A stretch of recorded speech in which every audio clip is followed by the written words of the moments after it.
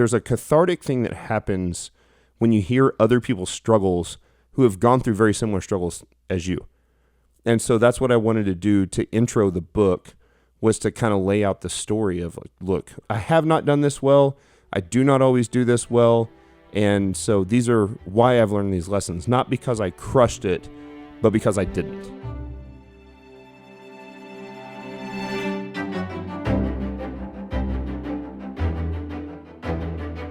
Welcome to the Will Spencer Podcast. This is a weekly show featuring in-depth conversations with authors, leaders, and influencers who help us understand our changing world. New episodes release every Friday. Will is a bit under the weather this week, and so he asked me, today's guest, to introduce today's show. My name is Matt Reynolds. I'm the founder and CEO of one of the largest online fitness coaching companies in the world, Barbell Logic, where our goal is to improve the quality of life of as many people as possible by helping them experience strength and the refining power of voluntary hardship. I'm a longtime friend of Will's, and this is my second appearance on the podcast. Today, I had the pleasure of having a wonderful conversation about my new book, Undoing Urgency, Reclaiming Your Time for the Things That Matter Most, published by Forbes and on sale now at Amazon or any major retailer where books are sold. In our conversation, we do a deep dive of the problem of urgency, how virtually everyone is drowning in urgency, and how that urgency often crowds out the most important things in our lives, diminishing our faith and spiritual disciplines, our calling as husbands and fathers, business owners, good citizens, and often comes even at the expense of our own health and fitness. Urgency truly is the enemy of the important. It was a huge honor to be on the show, and I'm incredibly grateful to Will for his support and friendship over the years. So I hope you enjoy and get a ton of practical value in our discussion about pulling weeds, undoing urgency, and learning to focus the bulk of your time on the most important things in life, which are almost never urgent, but that are most intimately tied to your personal core values. For those ready to go deeper, please visit willspencerpod.substack.com and become a paid subscriber for ad-free interviews and exclusive content. And remember, Will sponsors aren't just businesses, they're allies building Christian economic wealth for generations to come. Supporting them isn't just spending money, it's investing in an American reformation. And with that, let's begin our conversation with Will Spencer and me, Matt Reynolds, author of Undoing Urgency. Matt Reynolds, welcome back to the Will Spencer Podcast. Hey, brother. Thanks for having me. I'm excited. Been a little while. Been a few months. Has it been? I think it's been like a year or so since you came on last time. Yes, but not that long since you've come and stayed at my house and got to experience the Ozarks. That's right. For the first time, which was a blast. So, thanks for having me back on the show. That was August of last year, actually. I hung out with you and Brandon and the crew. That's crazy. Time flies. It does. So, I'm excited to talk to you today about your new book. Congratulations, Undoing Urgency, which I think is out now. Well, probably by the time this podcast comes out, it will be out. But is it out like literally today? December 10th is the official publish date. You can buy it on Amazon. I think it's going to, like you said, when this comes out, I think it will already be out. And so we've already sold 7,000 copies, which is insane. And broken. What? Yeah, Forbes. It's broken the records for Forbes already for pre-sale. So they're excited. I'm nervous because I don't want to count my chickens before they're hatched. And so some chickens have already hatched. We've already hit bestseller lists on Amazon pre-sale, which is really rare to hit Wow. bestseller on Amazon. We'll see. It's really hard to make bestseller for New York Times. And that's not why I wrote the book. And so, Right. But I'm excited. Forbes was the publisher.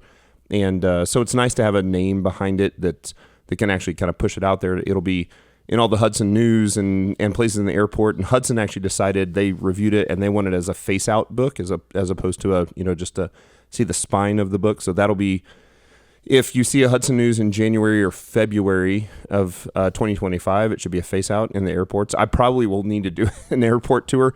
I thought it'd be cool to just go to, just a handful, like do a circle airport tour of like some business trips. And it would be cool to just walk in the Hudson News and see that, as well as there's a handful of other book suppliers in the airports that aren't Hudson.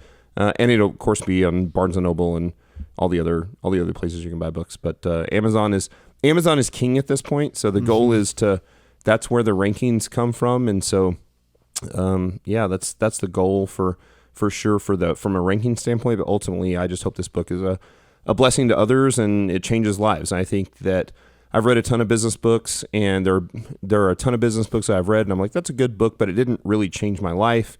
My goal is I would rather change a handful or a few scores or maybe hopefully a couple hundred lives than to sell 1 million books and change no lives. And so, you know, I don't make my money from writing books. I'm not a content producer for money. I run a service business. And so really the book was a thing it just held a ton of bandwidth in my brain, lessons I've learned over nearly 20 years of business ownership and life and almost 25 years of marriage. And so I just put it all out there. And for those that get the book, the intro is pretty hard and very vulnerable and transparent, but I think it's important because it shows humanity, and it shows, I think, a lot of business owners that have been successful, right? And this is not just a business book. This is more of a lifestyle book, and it's also not a time hack book. I want to be clear. It's about how to leverage our time more effectively, but not in a time hack sort of way. And so I think a lot of successful people, if I end up being qualified as that, and I don't know that I do, but if I am, I think people often tell the story of just the wins and not the losses. But I think the lessons are really learned more in the failures than they are in the wins. And so there's a lot of failure lessons there. And these are stories that my family knows and my staff knows, and people that know me know, my pastor, my church know. But I still had to call my mom and say, I need you to read the intro because, oh wow, there's some painful stuff in here. And so, but I think it, one of my favorite business books I've ever written, going down a rabbit trail already, is a book called The Hard Thing About Hard Things, written by Ben Horowitz, who is a co-founder of Andreessen Horowitz, which is one of the biggest venture capital and maybe private equity firms at this point. These guys are interesting. And Mark Andreessen was just on Rogan last week. He was. And these guys are prototypical long-term liberal Democrats in the tech space, and completely flipped for Trump in the last year or so, and the pushback and the things that they're seeing in that world. Ben Horowitz wrote a book called The Hard Thing About Hard Things. He, obviously, now being the founder of a major multi-billion venture capital firm, has been very successful.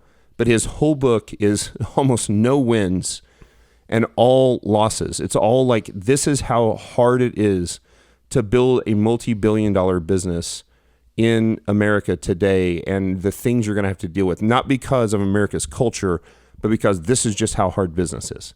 Mm-hmm. And it is so cathartic. As a matter of fact, I'm about to go on vacation. By the time this comes out, I'll probably be in Mexico with my family. I hope that I am. And the Lord's blessed to have a business where I can work a little bit down there and spend some good time with my family. And so I probably will listen to that audiobook while I'm sitting down on the beach. There's a cathartic thing that happens when you hear other people's struggles who have gone through very similar struggles as you.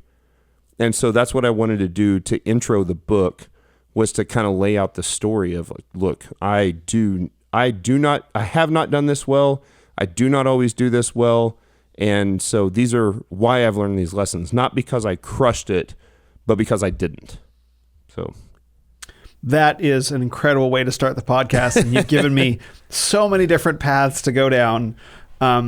So I think first, where we'll start is, I think it's necessary for the audience to have a bit of context of what Undoing Urgency is about. Sure. And the structure of the book, because then I want to get into sort of what you said about the actual process of running that out over the course of being a business owner, an entrepreneur, or whatever in today's cultural climate. So let's start by talking about the book, Undoing Urgency. Like, what's the structure of it? What processes are involved? Let's fill in some gaps for people. Yeah, and I'll even expand. It's not a business book either. There's a lot of applicable, as you get into the later third, and I'll back up and I'll lead into this, but there's a lot of business things that we've learned over the years that we talk about in the book. But this really applies to, I think, almost everybody, and it's because of this.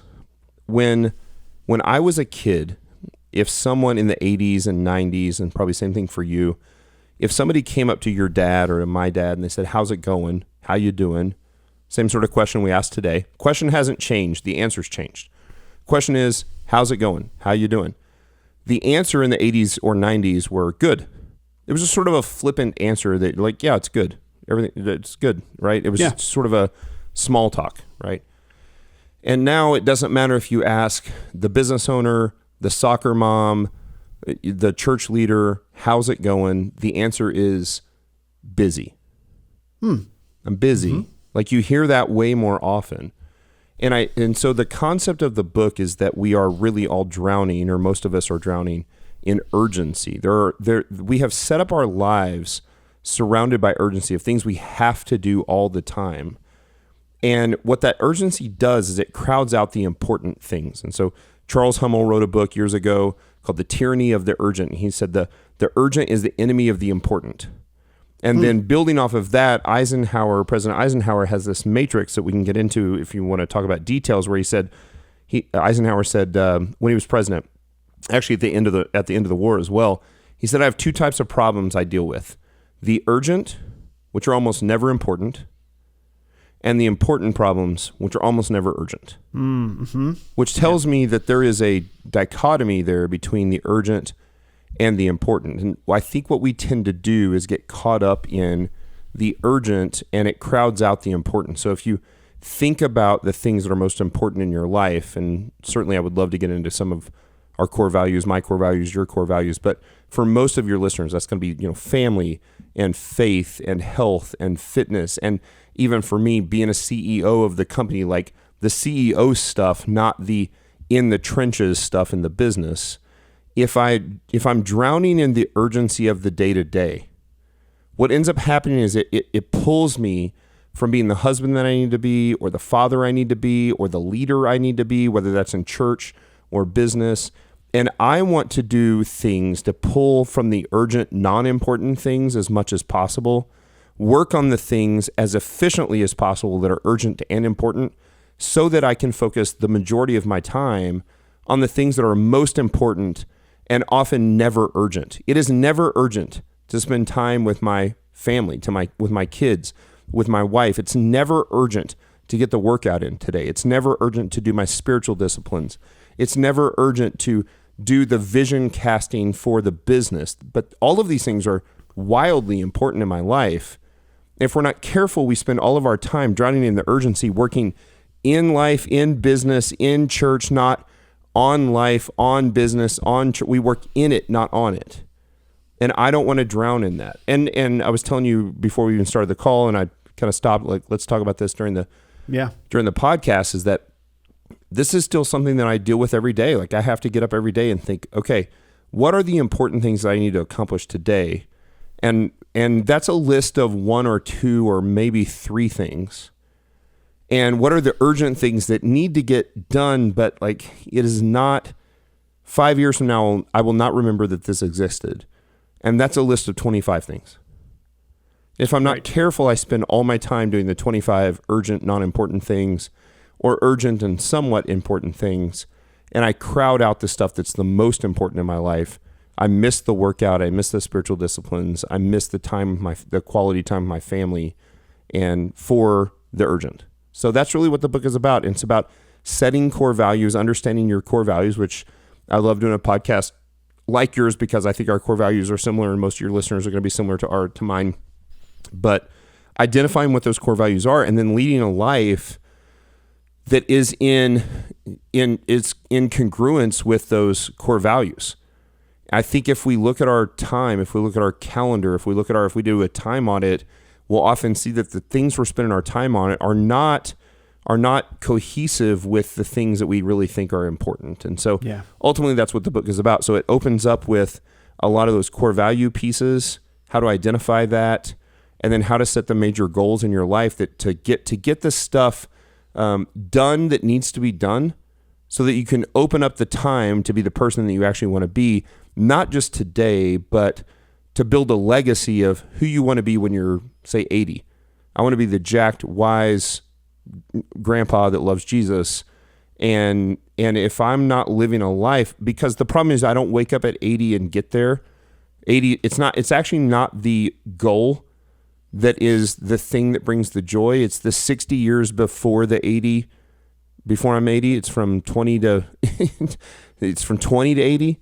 Yeah. It's the process of living a lifestyle that is in congruence with those core values. So that's really what the book is about. And so it goes like a lot of books do. And I think I read a lot of books I read lots of books. The first third or first half, I'm like, I get it. I get the thesis. I don't need to read the rest of this thing. For us, we wanted to make sure we had value throughout the entire book. So the book is, starts at kind of the 50,000 foot view. It dives into the more personal view and then gets into the tactical. Here's how you actually do this on a day-to-day basis without being a time hack book, because I don't want to be a time hack book. Right. Okay. So just to back up, so the important tasks that you define, those are based on your core values. Correct. So it's not as if you just show up to the office during the day and you make an arbitrary judgment about what tasks are important and what are urgent. The important tasks themselves are determined by who you are as a person, the things that are most important to you, and that is what determines whether something is important, not some external deliverable by someone else that's based on your own expression of what's essential in your life. That's a great explanation, and I would just the only pushback I would have on that is that I would say those are the most important things. Okay. And so coming back to Eisenhower saying, okay, things are either urgent or important. But when you really look at it, and Stephen Covey in 7 Habits of Highly Effective People, I think it was the first one to talk about this. Brett McKay's talked about this on Art of Manliness. Other books have talked about this, but it's created what we now call the Eisenhower Matrix, and I talk about this quite a bit in the book. Eisenhower didn't come up with the matrix, but the reality is that there's actually, you can look at every single thing that you do in a day or in a week or a month or whatever, and you can put those in all of those tasks, all of those things in one of 4 quadrants. So you have the things that are not urgent, not important. And I would qualify those things as like binge watching Netflix, video games, internet porn, doom scrolling, social media. Right. Some of those things are very clearly immoral, i.e. internet porn. And some of those things are not necessarily immoral, they may be amoral, but they are not urgent, not important. And our argument would be for that quadrant 1, non-urgent, not important things, we should literally purge them. We should eliminate them from our lives. And then quadrant 2 would be the things that are urgent, but not important. I'll give you an example. As we're doing this podcast, I'm almost certain a team of guys are going to show up and clear all the leaves. We have 16 trees in my yard, and they're going to, and it's early December, and I've got all these leaves in my yard, and they're going to clean up the leaves. I'm in an HOA. If the leaves aren't cleaned up by the end of the weekend, I'm going to get a letter from the HOA to say, clean up the leaves, right? Urgent, not important. Right. It's the HOA. So, right. That's right. Grocery shopping. Like, I don't guys, it's $10 to have any grocery store deliver to your front door. So that's urgent because you need food, but it's not important. You don't need to spend 2 hours going grocery shopping. I can spend 15 minutes on the app buying the groceries, and the groceries show up 2 hours later on my front doorstep. Mowing my lawn, a lot of housekeeping chores. We have a housekeeper. Maybe you can afford a housekeeper once a month, once every 2 months. Maybe it's every week. Maybe you have a housekeeper that lives in your house. It doesn't, like, your financials will determine that, but I don't want to clean my floors and baseboards. We keep a clean house. We're not messy people, but we hire people to do those things. And so it also may be things like basic. I have an executive assistant that handles the vast majority of my emails, my calendar, my podcast, interviews, things like that. Those things are often urgent, but not that important. Housework, like whatever those things are in your life. And so we want to, in that quadrant 2, we want to delegate or automate those things. Delegate has been the primary factor over the past 40, 50, 60 years. As AI comes in, I think there's more things that we're able to automate. I think those are fine. That's another conversation we can have. We're going to try to leverage as much as we can technology to automate things like calendar setups, Calendly. There's tons of apps that help make you more effective that you don't have to do. So these things that are urgent but not important. Then quadrant 3, which is where most of us who are business owners or say executives, upper level managers, we have a ton of stuff that we have to do that's urgent and important. And this is where the differentiator between what you said is. There are things that I have to do every day. So for example, this morning at 5:15 a.m., I recorded a State of the Union address. We call it the State of the Union for my company to put out to all of the employees, the entire staff. It's a staff of 100 plus another 300 coaches. And that's urgent and important. The State of the Union needs to go out. It's Q4. They haven't heard from me in a while. It's between Thanksgiving and Christmas. They need to hear that thing. It took a long time to set up. It's 5:15. It was still dark outside. I'm trying to set up lighting and ring lights. And I went in my daughter's room and she had a makeup light. And I was like, I need this too because it's too dark in the room. And, set all this stuff up, telepromptered the thing, did the thing. Urgent and important. The urgent and important things, those daily tasks, those emails that have to be responded to that the EA can't do, the project management list, the daily tasks that are important and urgent, especially as you move up if you're in the corporate world or that have to be done, those need to be done very efficiently. So going back again, quadrant 1, non-urgent, not important, eliminate. Quadrant 2, urgent, not important, delegate or automate.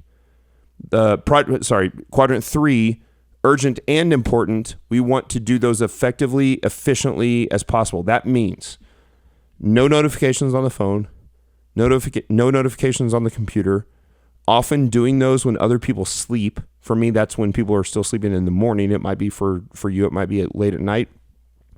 My IQ is about 80 at 8 o'clock at night. As you know me, I go to bed early and I get up early. So I get up early, I get great work done, and that work in the morning, very early from like 3 in the morning, 3:30 in the morning, I don't set an alarm.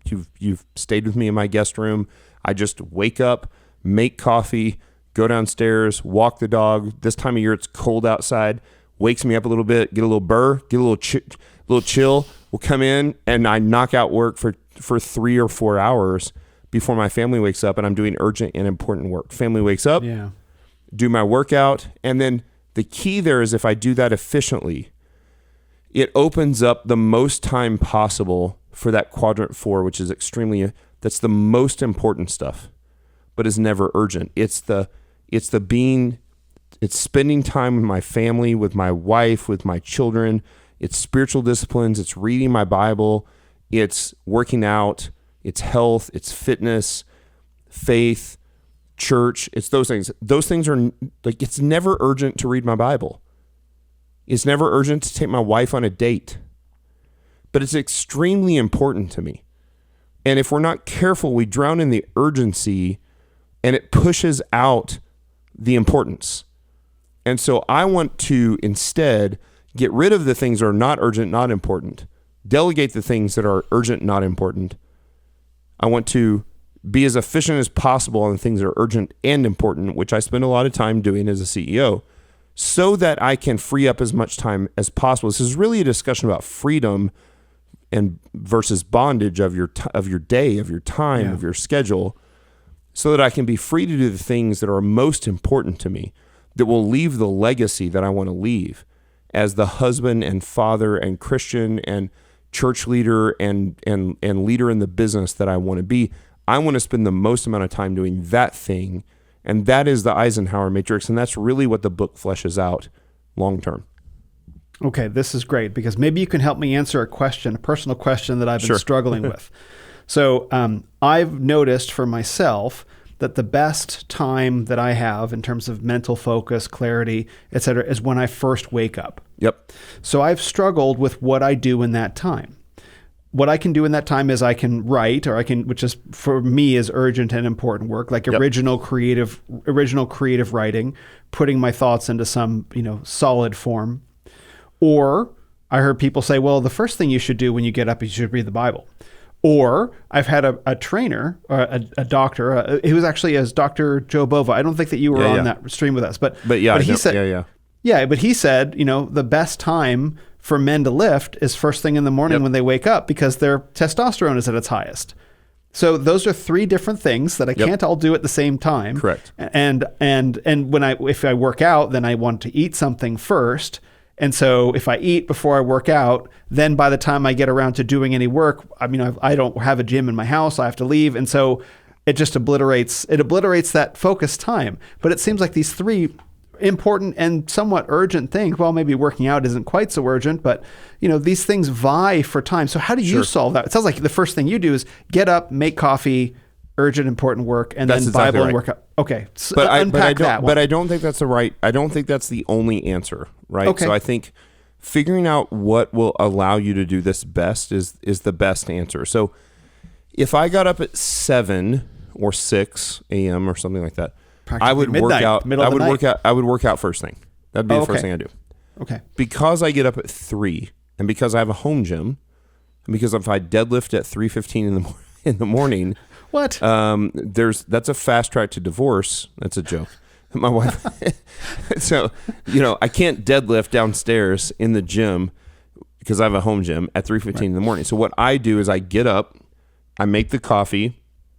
I focus as much as I can. I walk the dog, get cold, and sit down and have this routine where I give myself about an hour to an hour and a half of urgent and important work, and even occasionally whatever urgent, non-important work that I can knock out very, very quickly and not send to the EA, I do first thing. So I do that first. And I'm still at 3:15, even though I wake up and I'm awake and my brain is going enough when I lay in bed that I know I have to get up. I'm still a little bit groggy. I'm not, I couldn't get up and do a State of the Union at 3:15 in the morning. I'm still, occasionally pouring water into my coffee grinder where that's not where the water goes. Right. And so I get up. How that works. And I make the coffee and I do the work. So I work an hour and a half, and I knock out as much as I can efficiently early in the morning. And then when my wife wakes up, and for me, that's also like online coaching because I'm still an online coach. Mm-hmm. I coach my clients. I break down their videos. I've done that for tens of thousands of hours. So I'll do that stuff. And then when she wakes up at 6:45, we'll often walk around the neighborhood. We talk about the day. And then we come in and we prep and we do a workout. And then I come in from the workout and I have the protein shake or the post-workout eggs or whatever. And then I sit down and I start to do the important work. And so that's how I do it. By the way, I left out the thing. So I do the urgent work for the first hour and a half and then I read my Bible. I do my spiritual disciplines. And that's because of this. And this is just me and this is my personality. I have a really hard time focusing on the things that I'm reading and trying to learn. So for those of your listeners, hopefully most of whom are Christians, are reading their Bible and doing their spiritual disciplines. I have a hard time. My brain is not functioning at full capacity immediately. It takes a little bit of time. Mm-hmm. But the time that it takes, say an hour or less, is stuff that I can still knock out, the emails and the project management stuff. As a CEO, if there are questions that are being asked in the company and I can't answer them, by the time the rest of my company wakes up, some of whom are on the West Coast, many of whom are on the West Coast, so 2 hours behind me, if that question isn't answered, their work stops until they get an answer from me. So I do urgent, important work first. This is just me. And then I do spiritual disciplines. I often make another cup of coffee. I go to the bathroom. I make another cup of coffee. Like when I'm doing urgent and important work, I've prepped all those things. I've gone to the bathroom. TMI, but I've gone to the bathroom. I've made the coffee. And then when I do urgent and important work, I'm not allowed to get out of the chair. I'm notifications off, hammering urgent, important work. That's how I do it. I get up very early in the morning. I do that for an hour, hour and a half. Then I go make another cup of coffee. I take a 5-minute break. I a lot of times walk around. I might even go outside on the back deck. It's cold. I've got a cold plunge. I've got a hot tub, things like that. I might sit in the sauna for a few minutes, just kind of like get the blood flowing in my body, hit the cold plunge, then come in and do the spiritual disciplines because for me, it's hard. I wish I could focus on the spiritual disciplines if the cloud of urgency wasn't hanging over my head. But because for my personality it is, I will have anxiety reading the Bible while I know that there are questions that have to be answered, and I could answer them in 5 or 10 minutes. Right. So I answer the questions first, then I take a little break. And when I say a little break, I'm talking about a 5-minute break, a 10-minute break max. Another cup of coffee, ready to go. Now I'm in spiritual discipline mode. I read my Bible, and it's not a check it off the list. I want to be in a place, and this is why I don't do it first, because I think if I did it first, it would be like, just get through the next chapter of 2 Kings, and I would just read through. But I want to dive into the thing. I want to really do it, right? Yeah. And so then it's spiritual disciplines. By that time, my wife has woken up. We go on a walk. We work out. We eat. We shower. And we don't shower together, although there's nothing wrong with that. But she takes a bath, I shower. And then I get to sit down and I get to be CEO, Matt, and I get to do the things that are most important at that. So now it's 8 a.m. in the morning. I have done urgent, important work. I have done spiritual disciplines. I have trained. I have eaten. I have showered. I've dressed for the day. I'm not in pajamas or sweatpants or whatever. And it's CEO time. And I go to a private office, which is here, luckily, thank the Lord, here in my home. And I've got several places I can do this. And I sit down and I start to do the important work that is less urgent. So it sounds like what you do is you get up at 3, which I think is probably not going to be feasible for a whole ton of people. It sounds like a biological, it sounds like a wiring thing for you. Yeah. Like I know that not something I even want to do. Right. Just FYI. Oh, okay. I actually, when I came to stay with you and you went to bed at like 8 or 9, I actually wanted to ask, was this something that you trained yourself to do over years? No. It's just who you are. Yeah, there are pictures in my library, because of where the sun is right now, not in my office. And in my library, I have a bunch of scrapbooks that my mom gave me, because my mom is a boomer and kept lots of scrapbooks. And you've probably seen this. The boomers are now giving their kids all the crap that they owned over the years, and their children, their Gen X and millennial children are like, we don't want all this stuff.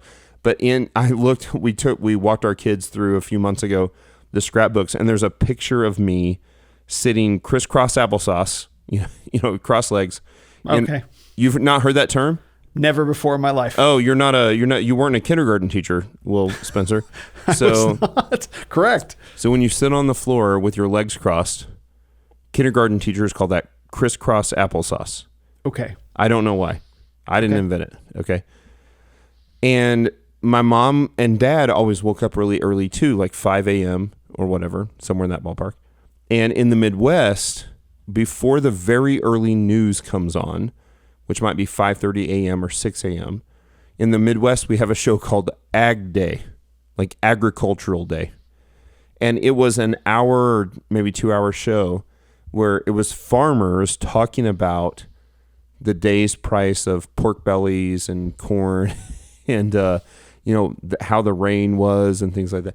And so she has a picture. She got up, and I'm maybe 2 or 3 years old, and I'm sitting in front of one of those big box tube televisions, with the television, like in wood encasing. Wood paneling. Wood paneling. I think it weighs 400 and I'm sitting, pounds. Yep, exactly right. And I'm sitting on the floor right in front of it, like this close. It's amazing I'm not blind.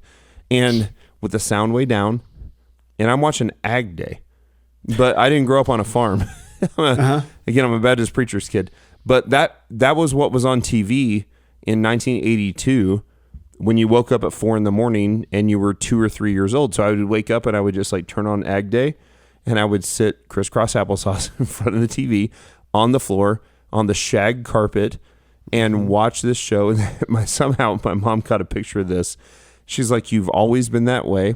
I've also, like you can see as the sun goes down, like I'm hot and sweaty and red, and I've always been hot natured. She also has, like, I'm a big guy now, lift a lot, obviously, but I've also been like very hot natured, and she has a million pictures of me at 3, 4, 5, 6 years old, just sweating profusely from my forehead. Like those things are innate in me. So the waking up early and the being very hot natured and sweating is normal. I know that's not normal for most. And so understanding your circadian rhythm of when you wake up, when you go to bed. Again, by the end of this podcast, my IQ will have dropped to about 85. And so don't let's lower expectations for the end of the podcast because it's bedtime. And that's when I spend time eating, watching great movies. We watch documentaries. Like, we're a big documentary family. We love watching documentaries as a family. And so, I talked about the non-urgent, not important things. Binge watching Netflix or streaming TV, I would call non-urgent, not important. But for my family, there is actually a thing that I would actually take some of those documentaries and things that we learn and talk about. We pause documentaries about 10 times during every documentary, and we talk about the history behind the thing that we're watching. So we're watching a thing on Churchill, or watching a thing on World War II, or watching a thing on whatever. And I stop and I go, wait, do you understand what just happened here? This is what's going on. And we talk about the thing. And so that take for us, and it's just us, and I'm sure it's some others, but not everybody. It takes that streaming television from quadrant 1 to quadrant 4. Because now what we're doing is we've eaten dinner together at the table. We've had family worship.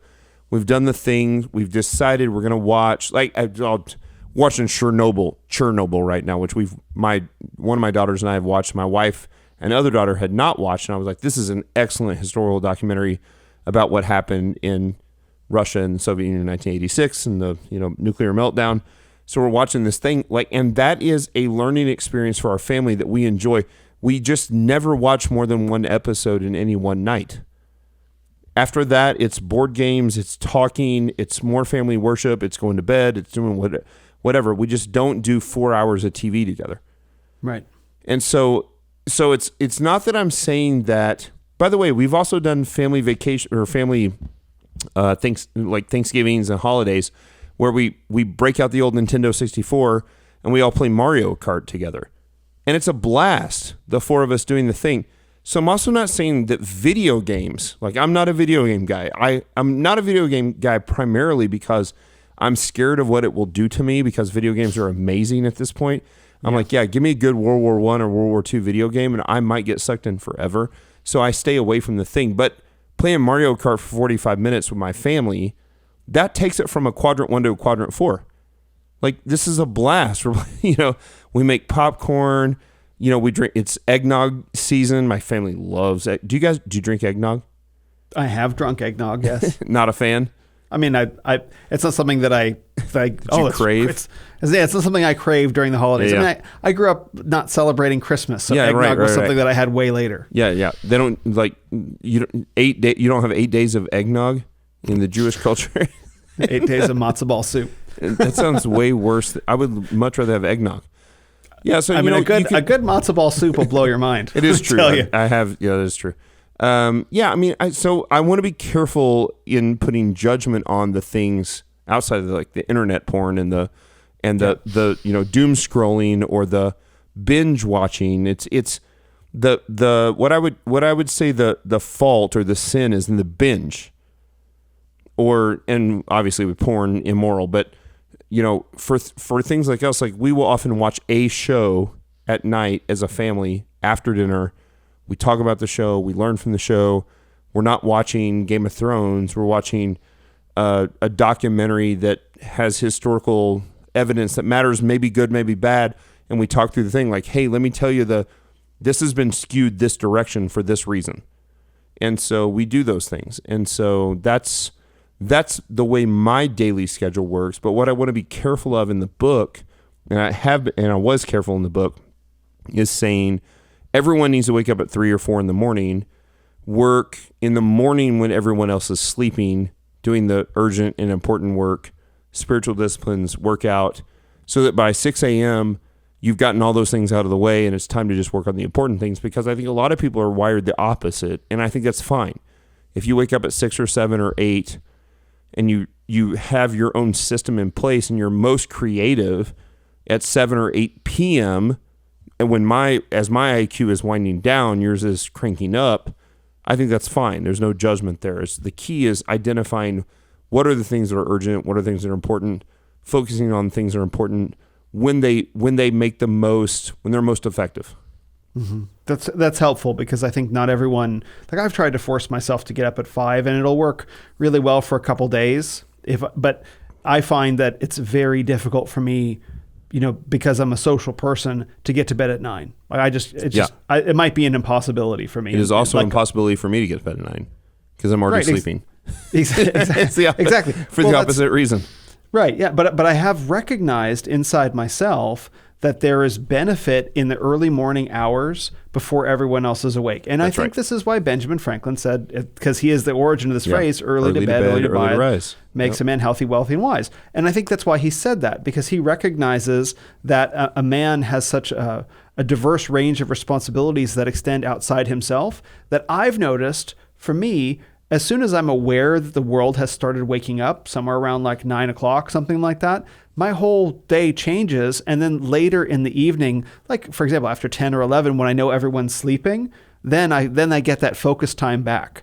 Yes. So, I think to some extent we may be wired to have this maybe environmental situational awareness that there are people that have legitimate demands on our time and our energy and our attention. Yeah, and we have to be present and available to them, including family members, subordinates, employees, et cetera, right? Or just the next person down the line of the information management chain. Yeah, but to wake up early and to have that time where it's like, I'm not responsible to anyone right now, or I'm going to knock out, as you said, those emails that, for your fellow executives that they need to have in their hands in order to work that day, like to take care of that, those demands. But if you have that time for yourself in whatever it is, 90 minutes or whatever, I think that's invaluable to have whenever you can get it. Yeah, for sure. I think the thing that doesn't change is that people who are wired to work and work well, and I would argue most men, that's really what we're called to do in Genesis 3, is to do this thing. We will find a time to work when everyone else is sleeping. That's right. So whether that's early in the morning or late at night, find the time that works for you. I don't care. Like, I coach a lot of people that do this. So when I say I don't care, I'm not saying I want you to do it. I just don't care what time of the day it is, right? So whatever time is most sustainable. I get the same question as a strength coach. Should I work out early in the morning? Should I work out in the afternoon? Should I work out at night? I say whichever one you're going to do consistently for the next 10 years is the one you should do. If that's 5 a.m., if it's 3 p.m., or it's 10 p.m., I don't care, so long as you get the workout in. And so if you're someone who wakes up, this is a conversation I've had with Brett McKay from Art of Manliness about motivation and discipline, which try to there's a famous influencer, Navy SEAL, who often takes pictures of his watch at 4:30 in the morning. And I don't do that because it's at 3:15 in the morning and I don't want to feel like I'm better than him. And which obviously you are. He's a good dude. He's fine.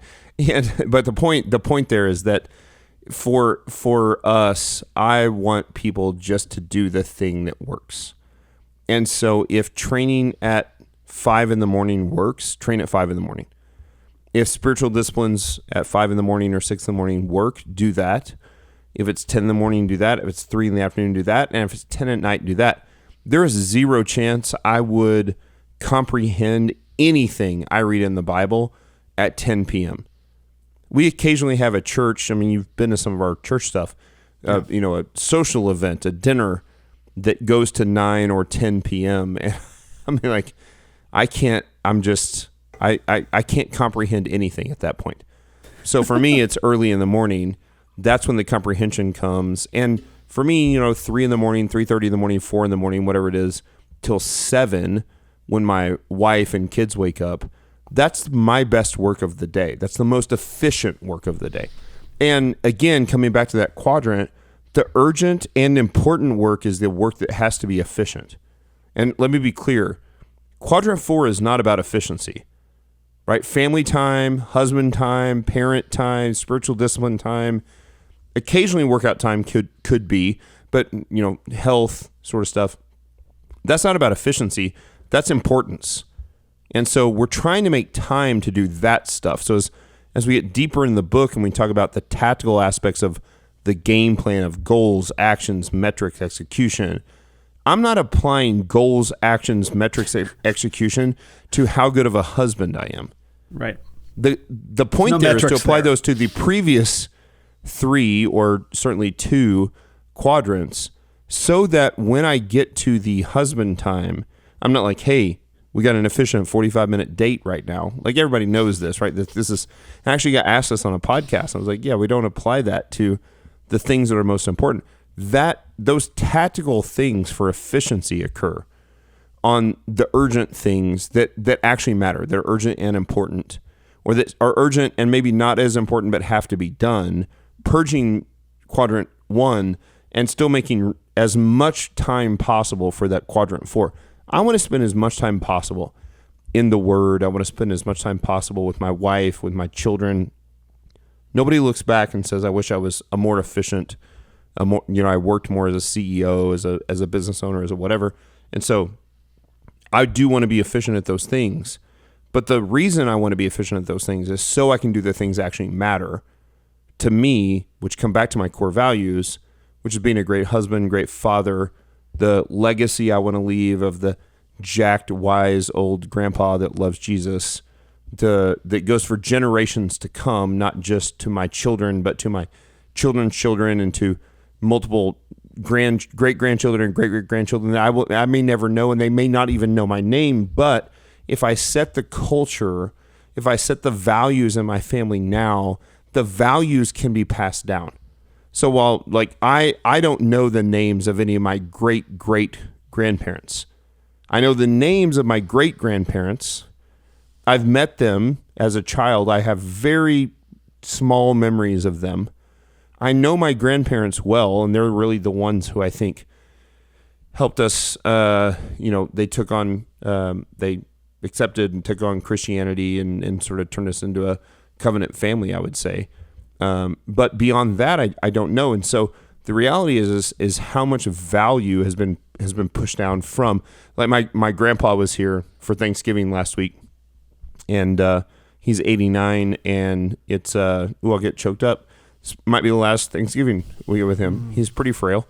He's still mentally pretty sharp, but really physically frail. And I've lost my dad. And he said, you're it's not going to be long, and you're going to be the patriarch of the family. You're going to be the leader of the family. And I thought to myself, I already am. And I wasn't going to say that to him because he is still alive. But the reality is that my job is, because he is a wonderful man who loves Jesus, is to carry the torch and carry the ball down the field. And I want my children and my children's children and my children's children's children to carry the ball down the field, even if they don't know my name. I hope the values that I instilled in them, because of the time I spent doing the important things and not the urgent things that I'll never remember, no one will ever remember the urgent things, the base camp project management and the emails and the podcasts and all the things. No one will remember that, but the values that I instill in my family, while they may not even remember my name and they may not be able to say, great-grandpa Matt Reynolds did this, if I do it well, it can last generations to come, right? To 1,000 generations. Like, that's what the Bible tells. Like, that is, I think, a promise on some level that we can have faith in, that we can pass down to our children and our children's children. You are consistently one of my favorite podcast guests. You know that? Well, thanks. I mean, that's what it's. I'm crying. I'm red. I'm like, I hope people are listening to this, not watching the YouTube video. Please go over to YouTube and watch this right now. So, no, I mean, but that's really what it's all about, and that's why your book is important, right? Undoing urgency, and we were talking before we started recording. The reason why I think this matters contextually, just to zoom out to the 100,000 foot level. I think we all agree that with the election of Donald Trump, about a month ago, yep, Christians now, and everyone's been saying this, Christians now have a window of opportunity to build. And depending on who you talk to, that window could be 3 months, 6 months, maybe a year, 4 years, who knows? But we feel that there's a window. We've been given, and everyone has been saying we've been given a reprieve. Doesn't mean we won the game, right? We've been given a reprieve, and praise God, hallelujah for that. Yeah, for How sure. long that reprieve lasts, who knows? But we know that we have it.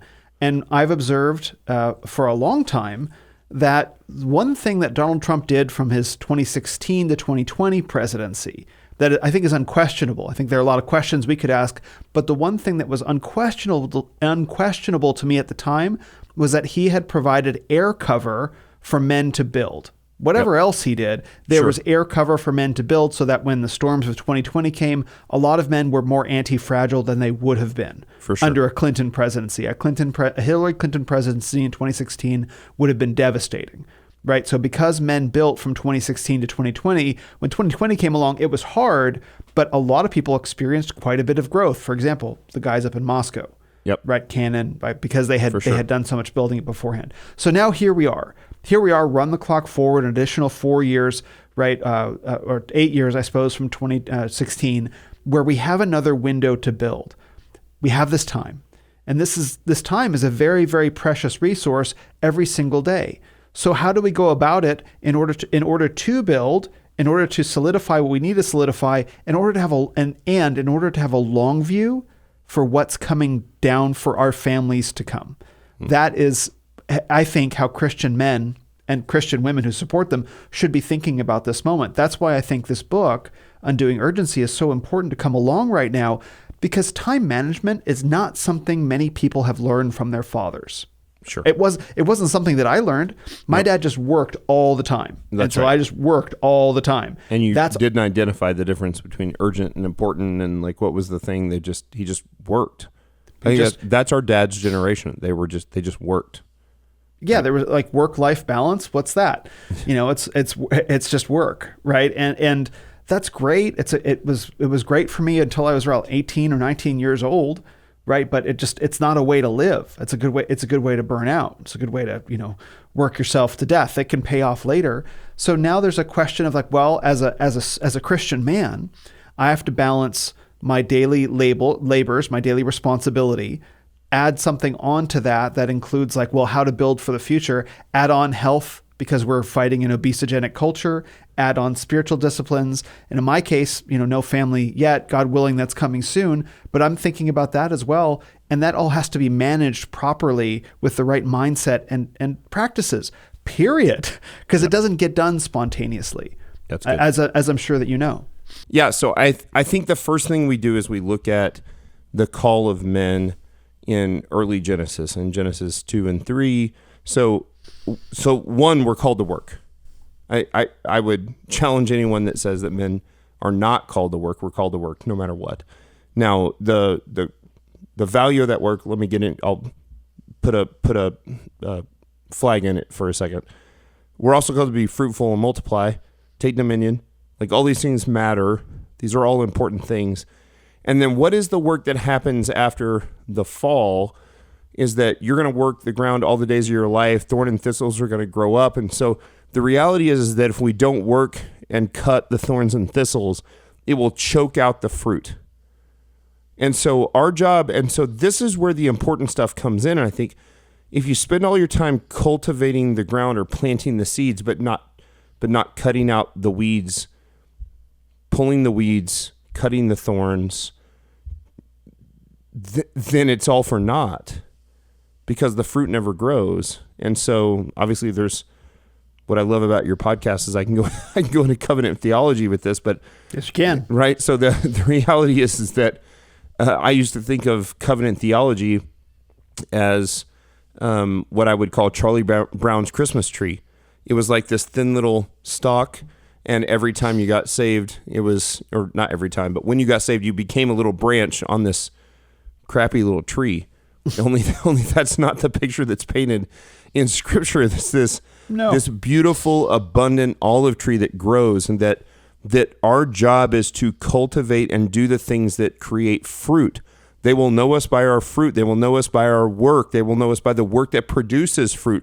These are all pieces of gospel, pieces of Scripture that are given to us, that are the very inerrant, infallible Word of God. And so for us, I think it's very easy. And of course, we know culturally, Paul didn't understand, or the New Testament, like God knew what was coming, but the AI revolution and the internet and the very small world that we live in, and like the vast globalism that we live in today. Like all that sort of stuff was not really probably considered at the time, while the Bible is still completely applicable to that for us. We have to take the Bible and apply it to this crazy culture that we live in. We don't say the thing that's written in the Bible is no longer applicable because of the culture. We say, how do we apply the Bible to the culture? And the culture's freaking crazy, right? And so we live in a world where it's very easy for our work to be choked out by the thorns and thistles and weeds. Our job as men is to pull the thorns and thistles and weeds, or pull the weeds and cut the thorns and thistles, so that we produce fruit.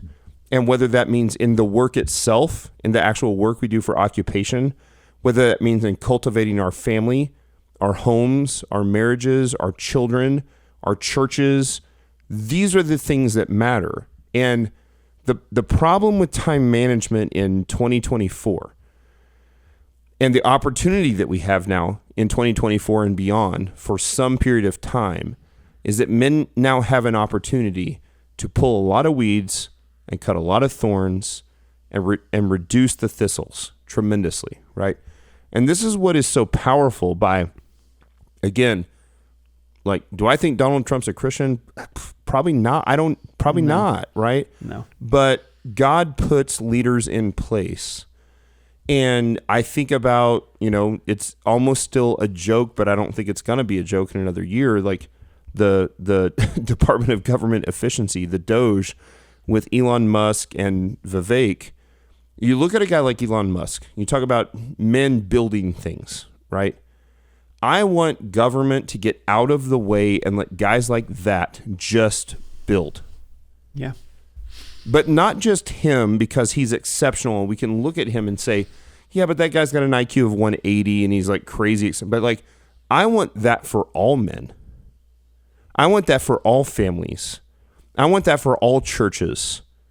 I want that for the good of humanity. I want that because Christ sits on the throne and because we have an opportunity to build and to grow. And so if we are bogged down, come back to the absolute deepest of the trenches. We have an opportunity to build, but we binge watch Netflix and we play video games. We look at internet porn and we doom scroll social media. No. Like, we have to plant the flag and say, we're not going to do it. We are going to build. We have no idea how much time, but we have some time to build something that is incredible, that will last beyond us, that will go far beyond. Like, so you obviously, I'm not, neither one of us are Catholic. There is I think it's a Benedictine abbey where the monks are. I don't know what do monks go to? Abbeys? I don't. Monasteries? Monasteries, maybe it's monastery outside of Tulsa. And there's a long story there that I won't get into the background, but anyway, that it built over years. And those guys, while I don't agree with them theologically at all, they are playing the long game. These are guys who have built the cathedral out of rock that they from the land they bought and built the old rock. If you've ever been to England or Scotland, and they've got the old stone fences, the stone walls, they've built that. They've gathered the food and they've planted the gardens, and they're playing the long game. And so I think for us, the most important work we can do right now is play the long game, and play the long game as efficiently as possible. And that sounds a little bit like a dichotomy, because like, how can you play the long game as efficiently as possible? Well, I want to plant as many seeds as I can right now and cultivate as hard and fast as I can, while I'm not up against the rest of the world who's fighting me tremendously, as they have been the last 4 years, to cultivate these seeds, to plant these seeds, to grow these. Do you have a yard at your house? No. Okay. So I'm kind of a yard nut. I'm a 45-year-old and then pretend that I'm a 70-year-old. I'm the guy that like wants to have the nicest grass in my yard. The roots get the strongest in the late fall going into winter. The best time to plant grass is actually in the late fall and winter, because the roots will get strong during the winter and they will come up incredibly green and strong and vibrant in the spring. if you plant grass in the spring, it might take, but I would say there's a 70% plus chance it will burn up because it won't be strong enough by the time the summer comes. It's the parable of the sower, right? So that the key is that we plant when the soil is ripe. We cultivate when the times are good, which are now. Praise be to God. For 4 years or 2 years or 6 months, whatever that thing is, so that the thing lasts long term. That is the point of focusing on the important. And again, coming back to the book, if we drown in the urgency, think about how many times in your life, and maybe even right now, you look back and you think like how fast time has passed. Now we've lived in a really weird time because we've had COVID in 2020 and 2021, and however long you want to extend it. Like there's been this crazy, and the macroeconomic condition has changed dramatically, and the political climate has changed dramatically. But for most of our lives, like I look back on, I don't know, 97 through 2000, and I don't even know what I was doing. Right. I don't know what I accomplished. Right.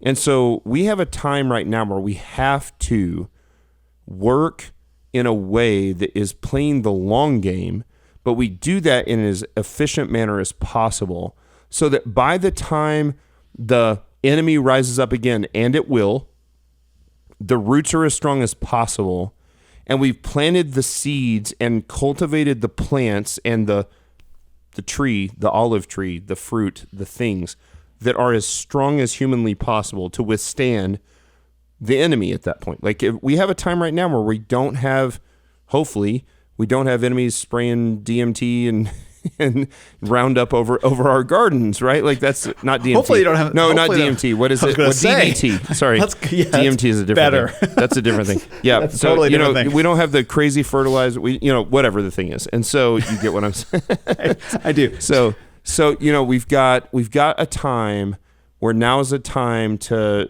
there's a term I want to use that I can't use on this podcast, but to take the world by the cojones and do the thing. Can I say that? You just did. Yeah, that's whatever. And so the point is like we want to do good work in the stuff that matters, that's important. And so this all comes back to, I think, understanding what your core values are and what really matters. What's the legacy you want to leave? What's the long game you want to play? What do you want your family to look like? Not in 20 years, which 20 years matters. Like I think you should think about 20 years, but in 100 years and 200 years. What does that look like? Well, we have an opportunity right now that I think we're going to look back in history and say, like, we have an opportunity to plant the seeds that will become the fruit, that will become the fully grown fruit trees, these incredible trees that bear fruit 100 years down the road, 200 years down the road, and hopefully 20 years down the road, and hopefully 5 years down the road. But the fruit is better 200 years later. Right. The best wineries are coming from these French and Italian wineries that are coming from vines that have been there for 200 years that have made it.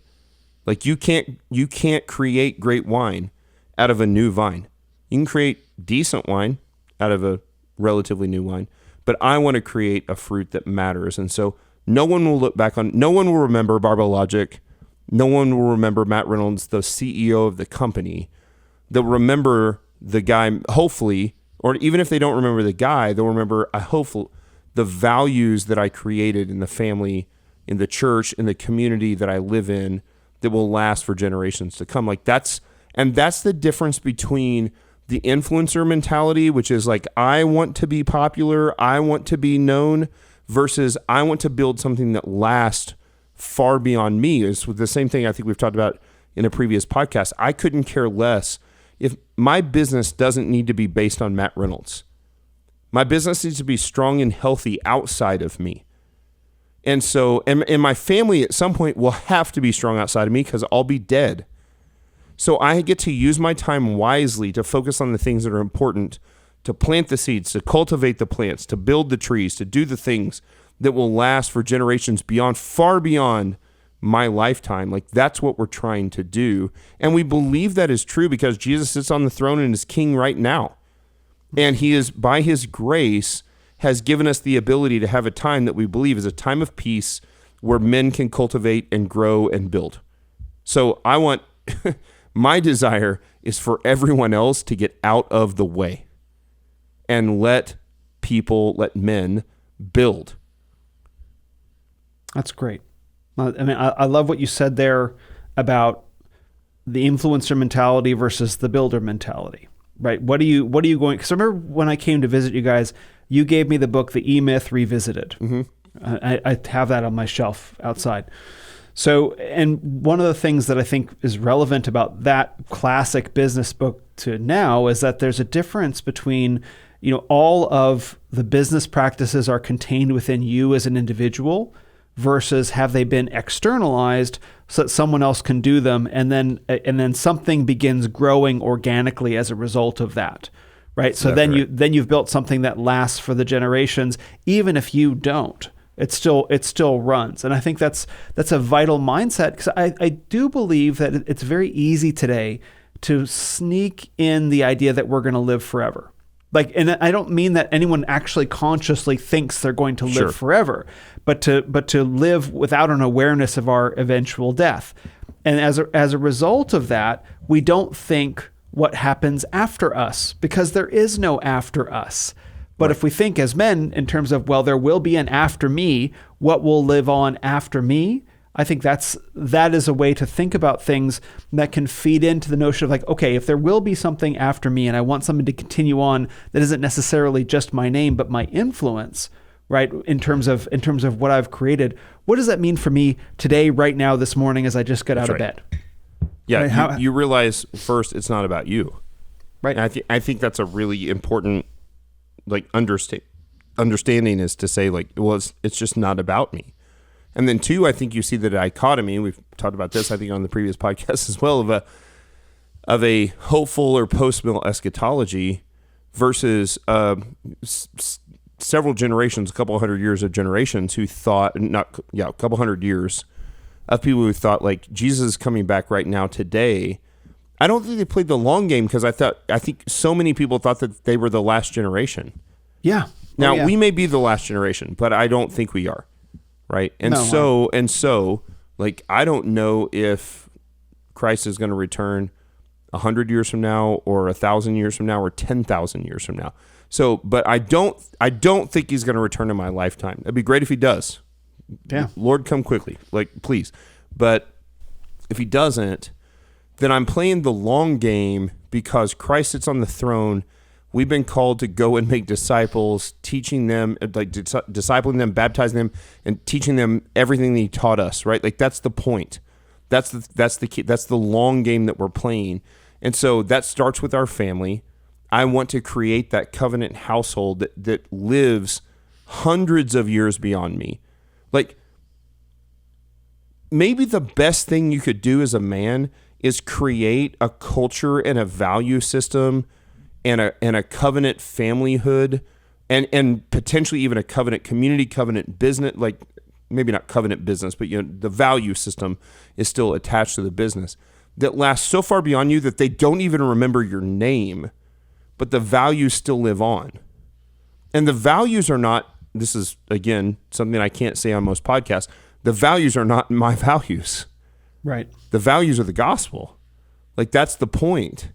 And so I'm trying to create that in my family, in my church, in my business, and listen, there are lots of people in my business, and some of them will listen to this and they'll be like, what the heck are you talking about? And it's but this is the advantage that I have as a founder of a business of this size, is that everyone understands exactly what our values are in our business. And they would understand that the creation story of the business, or the story of the business, is the story of the founder. Now, what is the story of the founder? The story of the founder for me is the story of the power of the gospel in my life. And this is the important thing.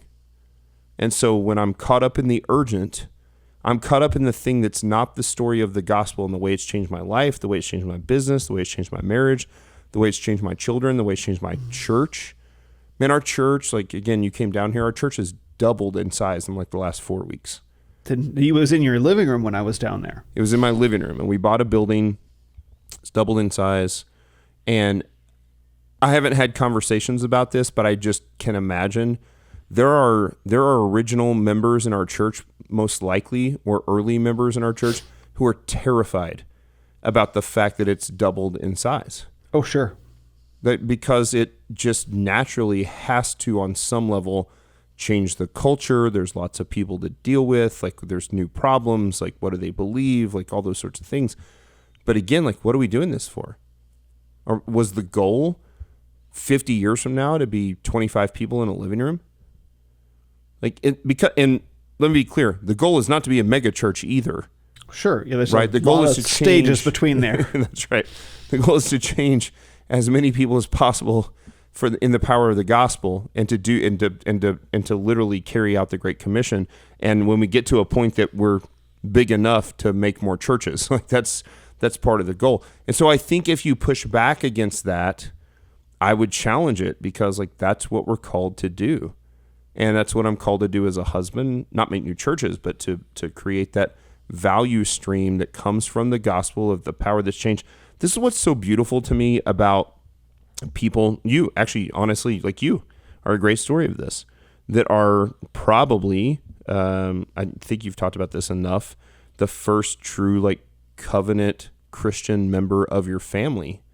Yeah. And so there is, I'll get choked up. I'm praying for you to find a wife and have some children, have some covenant babies. And like, because you are the new branch on the olive tree. Mm-hmm. And it doesn't look like Charlie Brown's olive tree. It's not this skinny little crappy trunk with individual, like here's Will, and then eventually here's his wife, a different branch. It's no. Like off of that branch comes a wife and children and grandchildren. Sorry. No, and man. so like that is the beauty of life. And so again, we get so caught up in the urgency that we miss the forest through the trees. We miss the olive fruit through the tree. Like we don't get it. And like, this is the stuff that matters. And so the point of the whole book, if you get buy the book, great, love it. But if you don't understand the value of the thing, that is, don't drown in the urgency. Focus on the stuff that's important. That's what matters. Like there's beauty in that. Like I want to actually hire, by the way, if you're listening to this and you're an artist, I will hire you. I want to create what my view of what the olive tree looked like, which is Charlie Brown's Christmas tree, was for all of my life, and what the olive tree actually looks like now. And I want to put them on both sides of my office, like one on the left and one on the right, and say like, it doesn't look like this. It's not a single branch with lots of little individual branches coming off. It's this beautiful olive tree that grows fruit off of fruit off of branches. And also sometimes branches get cut off and grafted in, and those things are beautiful too. Like that's all God's work. We just stay faithful to the gospel. And these are the things that are important in life. And when we drown in the urgency, we miss it, and we'll blink, and it'll be 4 years from now or 2 years from now, and the Congress will change. And like, it doesn't change anything about Christ sitting on the throne. But right now in America, we have an opportunity to build. We have an opportunity to grow. We have an opportunity to develop and cultivate that olive tree, those plants and those trees and that growth. Like those are the things that we have to do right now. And if we sit on our laurels, or if we get, and I think most of the guys who are probably listening to your podcast they're not lazy. Maybe some are. I'm sure some are. But most are probably drowning in urgency. And both the lazy and the overworked miss the important. And the important is the thing we have to focus on. I just want to back up to something you said a moment ago about the first covenant member of my family. You're the first person to say something like that to me. Oh, really? Yeah. I mean, it's true. And you're right. I'd never really thought of it that way. And I guess this is probably going to sound funny. I'm used to being an outsider for so much of my life, right? So from travel, that's what you're just a walking outsider, whether you like it or not. And, journeying through so many different, religions and political orientations. Like I'm just used to being an outsider. And it's only hit me in the past 4 to 5 months, really, because I'm also kind of new to Reformed theology, to this kind of world that's much bigger, and there's more to it than I realized, especially today. And so it's only hit me in the past few months like, no, Will, you're part of this thing. There's a Spencer branch. Yeah. That didn't exist before your conversion. That's right. That's right.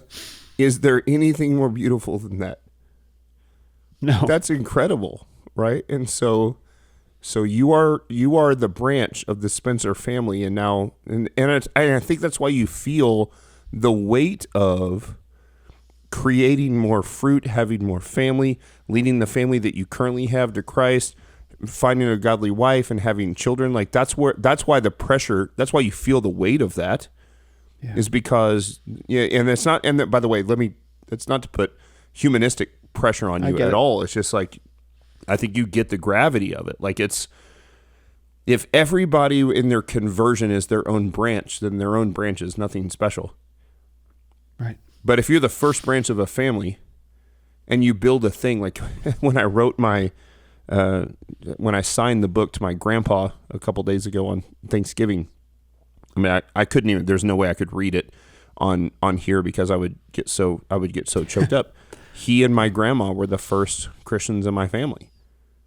And I understand the gravity of that. Like there is incredible weightiness to that. And so man, first off, thank you for being able to do the podcast to be able to talk about these things, because I don't get to talk about this.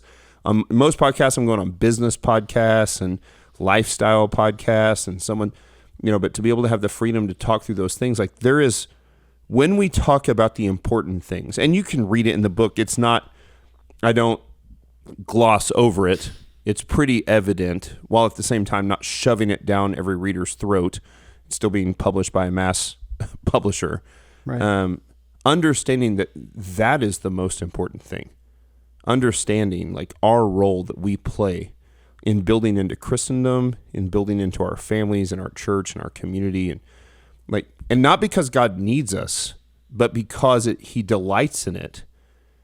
That's what's so incredible, is that because He chose to love us before the foundation of the world, chose you now get to delight God by building fruit with His help tremendously, or even all His work, in building fruit on the Spencer branch, which did not exist before you, which is pretty incredible. It is. And I hadn't, it sounds silly, I'd never really thought of it that way before, because most of the questions that I get asked are about the family that I've left behind, or that left me behind, or however you want to look at it. In fact, I was on the New St. Andrews, the university in Moscow. They just had me on their podcast of Flames and Crowns with Lennox Califuanga, I believe is how you say his name. Yeah, so that'll be coming out tomorrow when we're recording. It will already have been out when people listen to this. And he, like Cross Politic, like so many other people have asked me about the response of my family to becoming a Christian. Yeah, what was it like being an ethnic Jew who became a Christian and being left behind? Which is a perfectly valid question.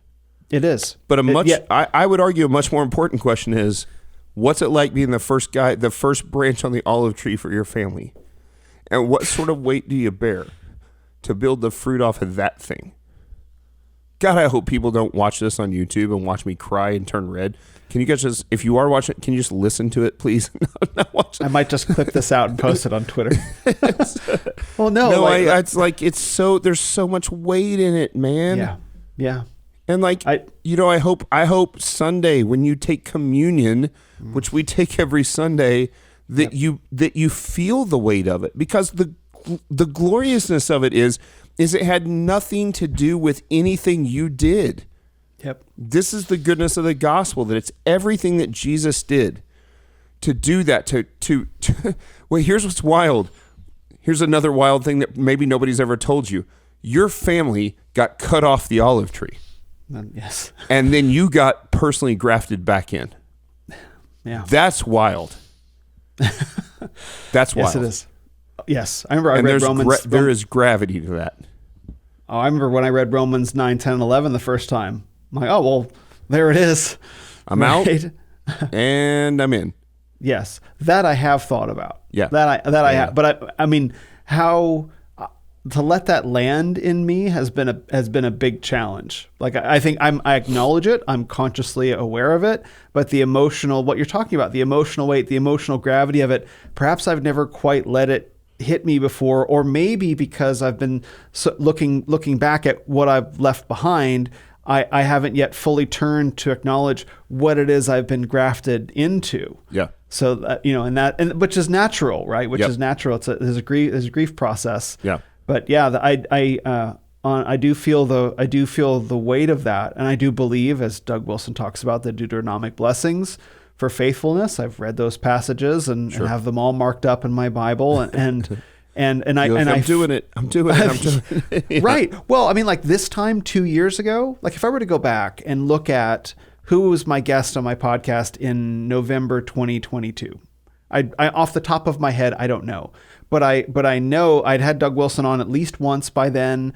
But like covenant theology, I didn't know what that was. Sure. Soteriology, like all these things that have unfolded over the past couple of years to the point now where it's like, oh wow, maybe I can finally understand this for real in an embodied sense. It's not head knowledge. Yep. Right. It's feeling the weight and the emotional reality of it, and then extending that into the future. You're the first person to say anything like that to me. Others may have thought it or felt it or seen it or simply assumed that it was implied. But to hear it said to me is very meaningful. Cool. It's very meaningful. So thank you. Yeah. Well, it's true. And I feel the weight of it for you, and I feel the weight of it for me.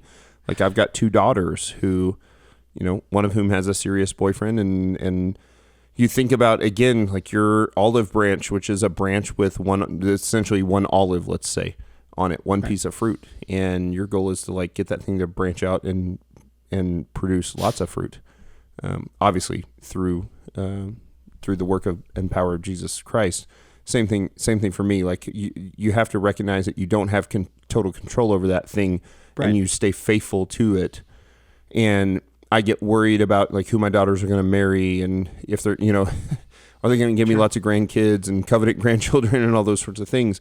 And you realize like a lot of that's just sort of out of my control while I still try to plant those seeds and build those values. And you realize like God is just good.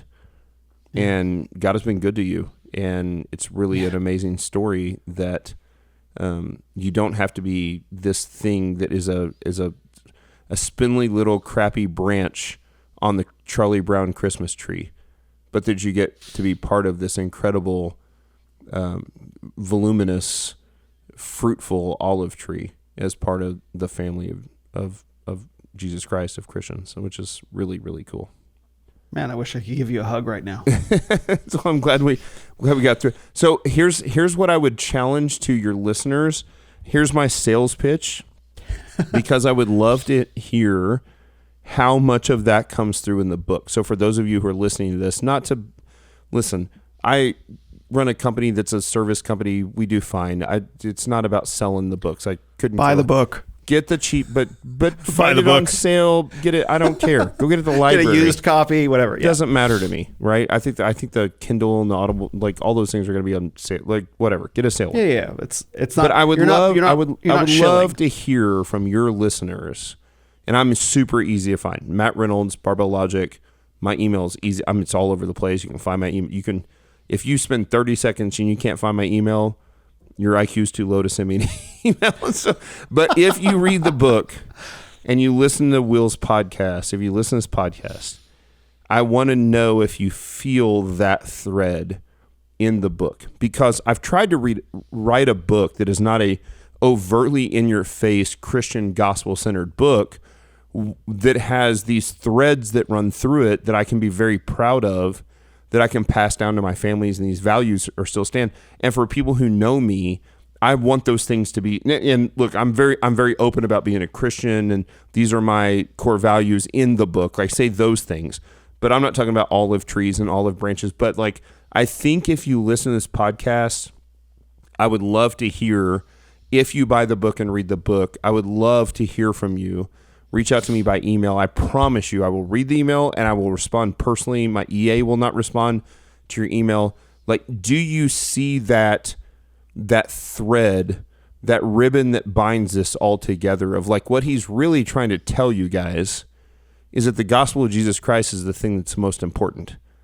And family and faith and spiritual disciplines and even health on some point, because again, I think health is important. It's been without going down the political, it's been nuts the last couple of weeks on Twitter of fat pastors and all the things that we see. But I would just say, like, the health and fitness piece, like, this is what I do. There's been a weird crossover for me in that I've been very Reformed and Calvinist and things for years. And I've been a strength coach for years. And for those of you who are still watching YouTube, even though I'm crying and I have a red face and all this stuff, those felt separate. So my fists are not together. And then something happened, and I started to do podcasts like Cross Politic and the Ogden guys and Moscow guys and all the guys. And those worlds like combined. And there started to be this ribbon that binded that together. And what I see in the health and fitness space, not to be judgmental against quote unquote fat pastors, because I don't want to be that. It's that if we're playing the long game, if that's the goal, and like, yes, like Paul says, if heaven is tomorrow, like, Lord, come, like, let's do that. But if not, I don't just want to walk my daughters down the aisle at their wedding. I want to walk or be there for my granddaughters and my great-granddaughters. And man, if God blesses me, my great-great-granddaughters to walk down the aisle as well. Mm. I want to play. And so I can't do that if I'm not healthy. And so while the health is not this on the same level as the spiritual health and the values and the family health and the leadership in your church or in your business or whatever the things are, like, there's still a long game there that we're trying to play. And I realize our days are numbered, but I also think there's, again, read Proverbs and and read Ecclesiastes, and you get to see, like, the dichotomy of both of those things.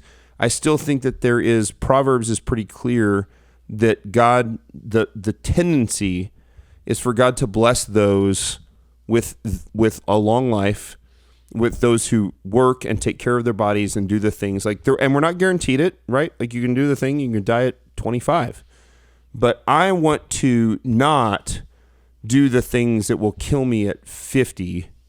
I want to try to do the things that will allow me to see the long game that hopefully I planted of value and building of my family's olive branch for 40, 50, 60 more decades or years to come, 4, 5, 6 decades to come. And so that's where the health piece comes in. Like, if you are unhealthy, you're almost certainly not going to watch your great grandchildren walk down the aisle at their wedding. And what a joy to be able to do that.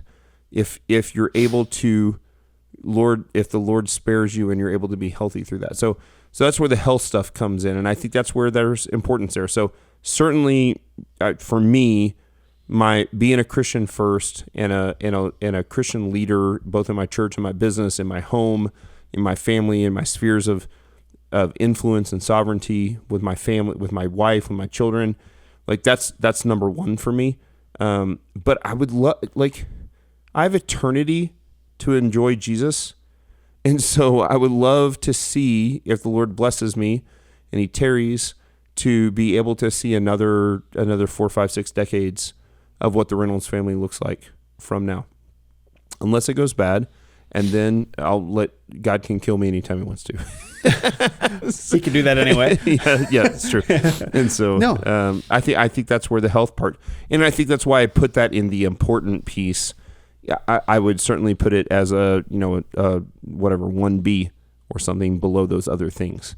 But I think that's still really important. And so I think it's important for us because we have fallen into we live in a time of such excess, and we can eat, we can DoorDash anything we want to our home, and we can eat junk, and we can eat food, and then we get up in the morning and we study scripture, and we are good dads and good husbands, and we do those things, but we don't take care of ourselves, or we drown in urgency, or we drown in stress, and we have a stroke or a heart attack or whatever, and you're like, man, you missed it, and you didn't have to. And so that's where I think the health piece comes in.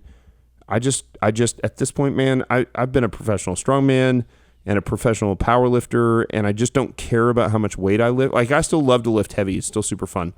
And I still do. But I just want to lift to be healthy. I don't want to lift to be, I don't care about the strength like, I'm strong enough for anything life can throw at me at this point, right? Like, to this day, like in my late 40s, I'm strong enough for anything life will throw at me. But I'm not necessarily strong enough for the stress of 18-hour workdays, which the strength doesn't help, right? And so at some point, I have to focus on, do I really want to see the fruition of, like, literally the fruit of the olive tree of the Reynolds branch in my family? And I do. And so I want to be there, not to just watch my daughters or walk my daughters down the aisle, but to watch their daughters walk down the aisle. And again, if the Lord blesses, maybe their daughters walk down the aisle. That's always been one of the tough parts about the Christian conversation regarding health and fitness, is trying to land in a why, in a godly why, because a lot of people will resist the call to fitness because they'll immediately jump to, well, it's all about aesthetics and I don't want to be vain, right? They'll throw it into the vanity category. Yep. And I think that can be a proper category depending on how some men conduct it, right? But I think in general, to dismiss, weight training, healthy diet, right, in general as a category of vanity is wrong. But I think fruitfulness, prosperity, health, sober-mindedness, I think all of these are far more accurate categories. I've said for years, if you could snap your fingers and give anyone 24 hours in their ideal body, whatever that looks like, right, their ideal body weight, and at the end of 24 hours, they would have to go back to wherever they were when you snapped your fingers. At the end of 24 hours, they would be begging you. It would change immediately. They've never known, because most people have never known what it's like to be either truly fit, truly strong, or both, whatever that looks like. Right. And so, because I know that when I started the Renaissance of Men, when I started this podcast, 4.5 years ago, four or so years ago, that was the fittest, the strongest, and the leanest I'd ever been in my entire life.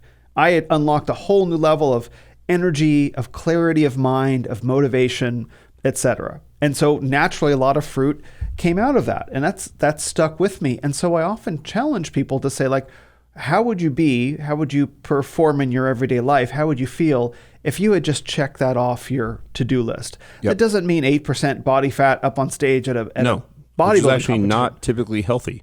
Correct. It's actually something between where you are now and there. Right. Yeah, exactly. And 20 pounds off of anybody. I give everybody a mulligan of about 20 pounds today. And I think that's a product of so many different things. Sedentary lifestyle, probably air conditioning probably has a lot to do with it just for men. Well, because our bodies don't have to resist the elements anymore. And I think we don't work manual jobs. We sit at a desk. Yep. Like all those sort of things. Like, processed foods. Why, you've seen the pictures from the 70s on the beach where there's nobody that's fat. That's right. Why is nobody fat on the beach? I'm gonna by the time this comes out, I'll probably be in Mexico surrounded by fat people. And right.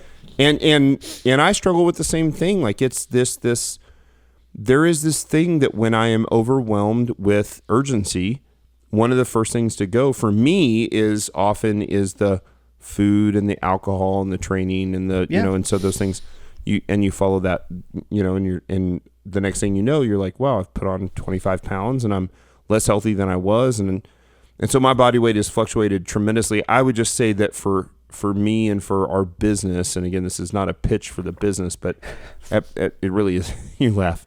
At Barbell Logic, I'm loving all the pitches. You can do them, man. Like our focus is normal people improving their quality of life by experiencing strength and health. Like, that's the point.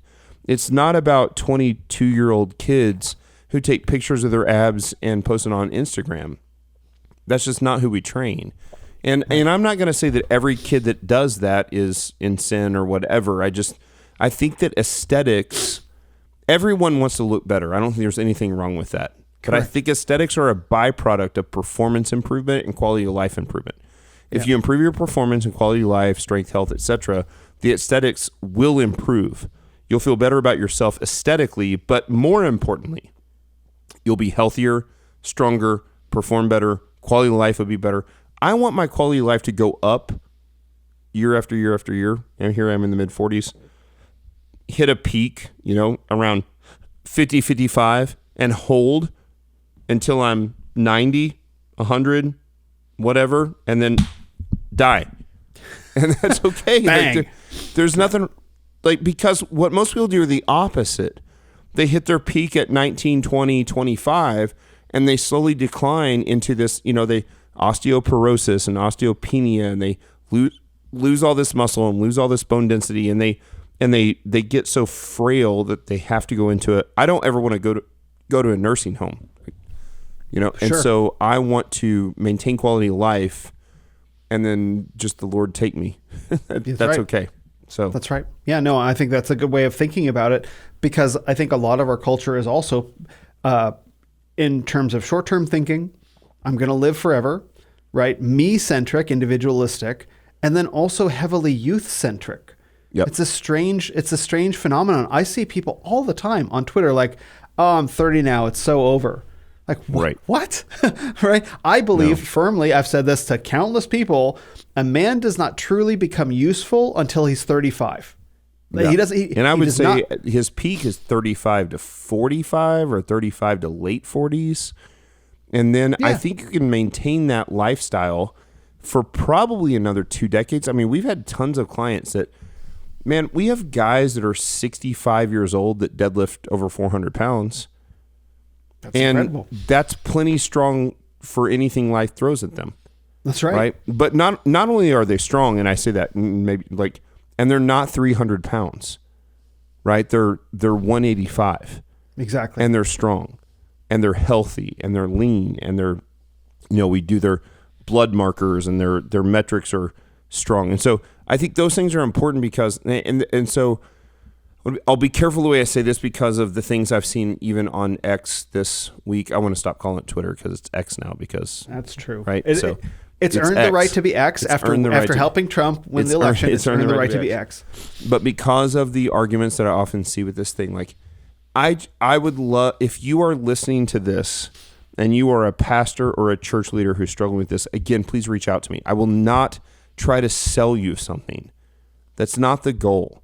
The goal is to help you understand what you need to do to move forward. And so the attacks on the older boomer and late Gen X pastors that are, overweight on some level, not morbidly obese, and maybe morbidly obese, but a lot of them are just, somewhat overweight.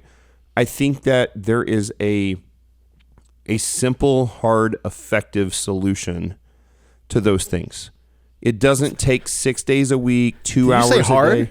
Did you say hard? It's still hard. Yes. But it is simple. It's not complicated. It's not, and complexity is seductive, right? So people want to, and I see, we see this in theology all the time where people argue about any weird variation, especially Reformed theology that we're both in. Yeah. But the simplicity of the work is there's beauty in that. But to be clear, simple does not mean easy.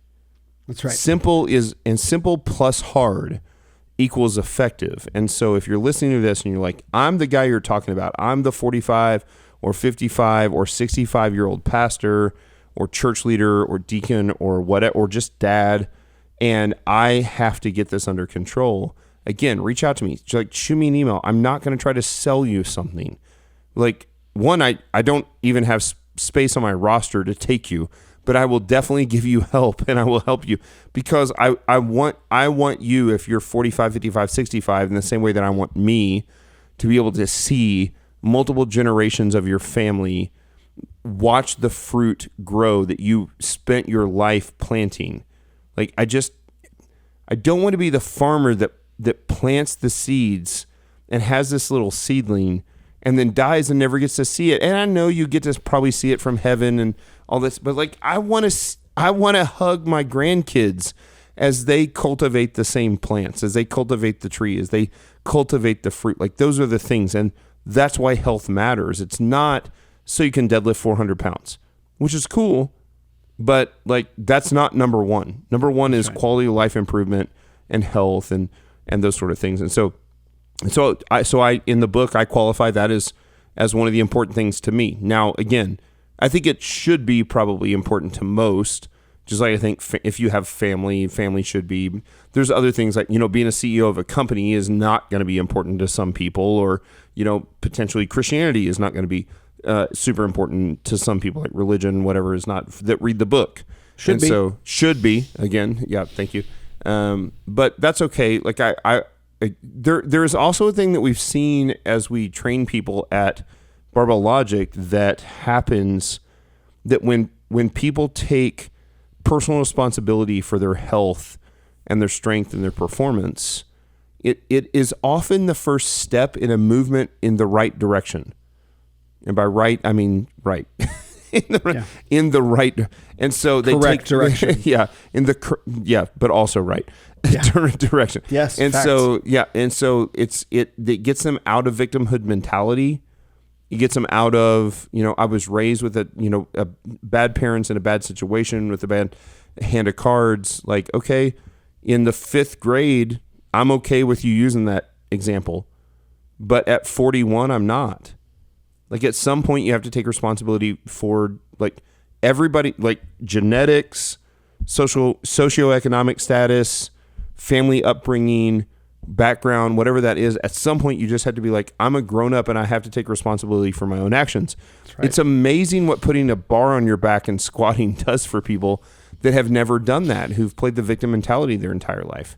Mm-hmm. And so that sense of responsibility that comes in is wild, because I've watched clients and coaches and employees, if you're listening, you're an employee and you're not this, it's okay, move that direction and not play the victim, because there's something about like, I have to have personal agency to be able to get strong and take control of my own health. And again, you and I understand that there's still like a sovereignty of God piece here, that God still kind of controls on some level of those things. But I'm certain if you sit at home and binge watch Netflix and DoorDash all day and drink too much alcohol, you're not going to wake up one morning with 6-pack abs and healthy.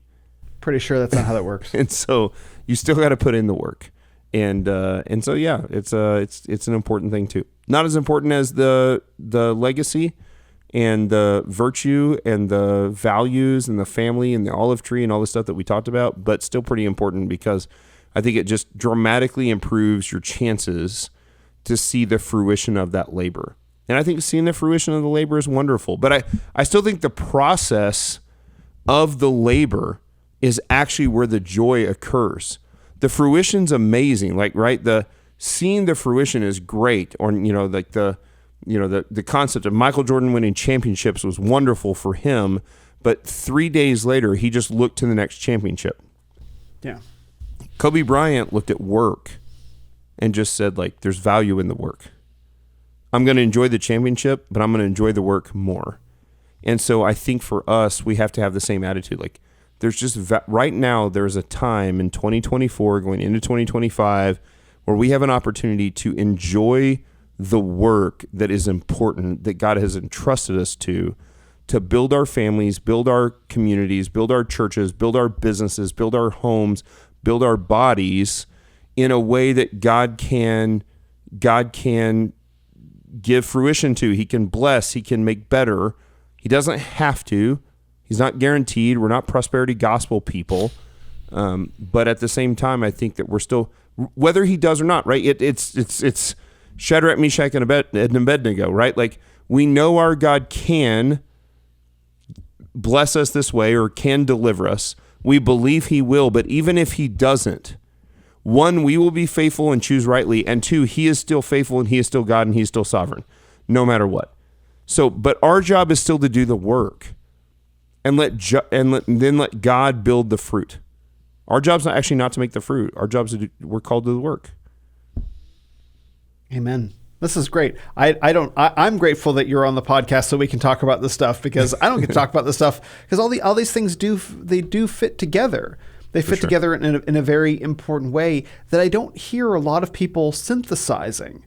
You have a lot of bros who say, don't be a fat pastor. Yep. Strength is godly. Amen. Yes. True. Great. Fantastic. Right. Health, all that stuff. And then you also have the concept of legacy. You have the concept of building. You have the concept of family. You have the concept of the olive tree. All this stuff, it all fits together for sure into a cohesive vision of the Christian life. That's right. All of these pieces are part of a whole. And I think one of the things that's really exciting about probably the Reformed theology world, despite all the insanity that's going on. Sure. But one of the things that's exciting is this recovery of covenant thinking. Now, This is, as far as I can tell, this is a topic that I've only heard talked about increasingly over the course of the past year, right? It's only recently that I've noticed that it's coming up more and more, probably because of the Baptist to Presbyterian superhighway that's going on right now. But this way of thinking in terms of covenants enables all of these different aspects to be melded together into, what do I do as a man today to think about myself, my household, my community, my church, my family, my legacy, right? All these things fit together in the notions of covenants because we have binding commitments that God makes to us, that we make to those around us. And by carrying through those binding commitments, that I think is what makes for a good man. A good man is a guy who does what he says he's going to do. That's your man card. The price of your man card is accountability, right? Yep. And so I think there are a lot of boys, and some of them are driving adult male bodies, who avoid responsibility because they want to avoid accountability. Sure. Right? Yes, the old Driscoll line, boys who can shave. Yes, that's great. I'm not necessarily promoting Driscoll, but that's the line he would use. It's boys who can shave. Right. They were boys in a man's body. Yep. On the other hand, you have Doug Wilson, who says masculinity is the glad assumption of sacrificial responsibility. I say it all the time. What does sacrificial responsibility look like relationally? It looks like a covenant. It looks like a commitment. It looks like accountability. And so stepping into the sphere of accountability, right, means you've now taken on all these different covenants around you. Maybe they're not all theological in nature, but they all have to be managed with your individual commitments to your time. That's right. So that's how I see all these things fitting together. And that's why it's exciting to have this conversation, because I've been thinking and creating content. I've been thinking about masculinity for 20 plus years, 24 years at this point. I've been explicitly creating content about masculinity for 4 years plus. And now here we are, all the pieces are finally fitting together with theology. It's such an exciting moment collectively for Christians, for men, and for me personally. Yeah, I've gone through the same thing, and I think you know this about me. I have a history degree. I was a history teacher in my first career, and I recognized that I was taught history where there were these pieces of history, and they were all siloed, and they were like completely, like World War I and World War II were completely separate, and and the American Revolution and Civil War were separate, and then you realize there's actually a ribbon that binds all of those together. That's right. And I think what you're discovering and what you just laid out is that there's a ribbon that binds all of these things together, from the most important things of like Christ and Him crucified at the gospel, down to the less important things, and then understanding like how our role as men, as fathers, as husbands, as men who are strong, as men who are capable, as men who are powerful, as men who can work, as men who can work in the field. And by the way, to be clear, there are many days where the thorns and thistles grow up around the things that I'm building. I built a very successful business, and yet there are many days I sit down with my wife and I go, I have a term and I'll say thorns and thistles.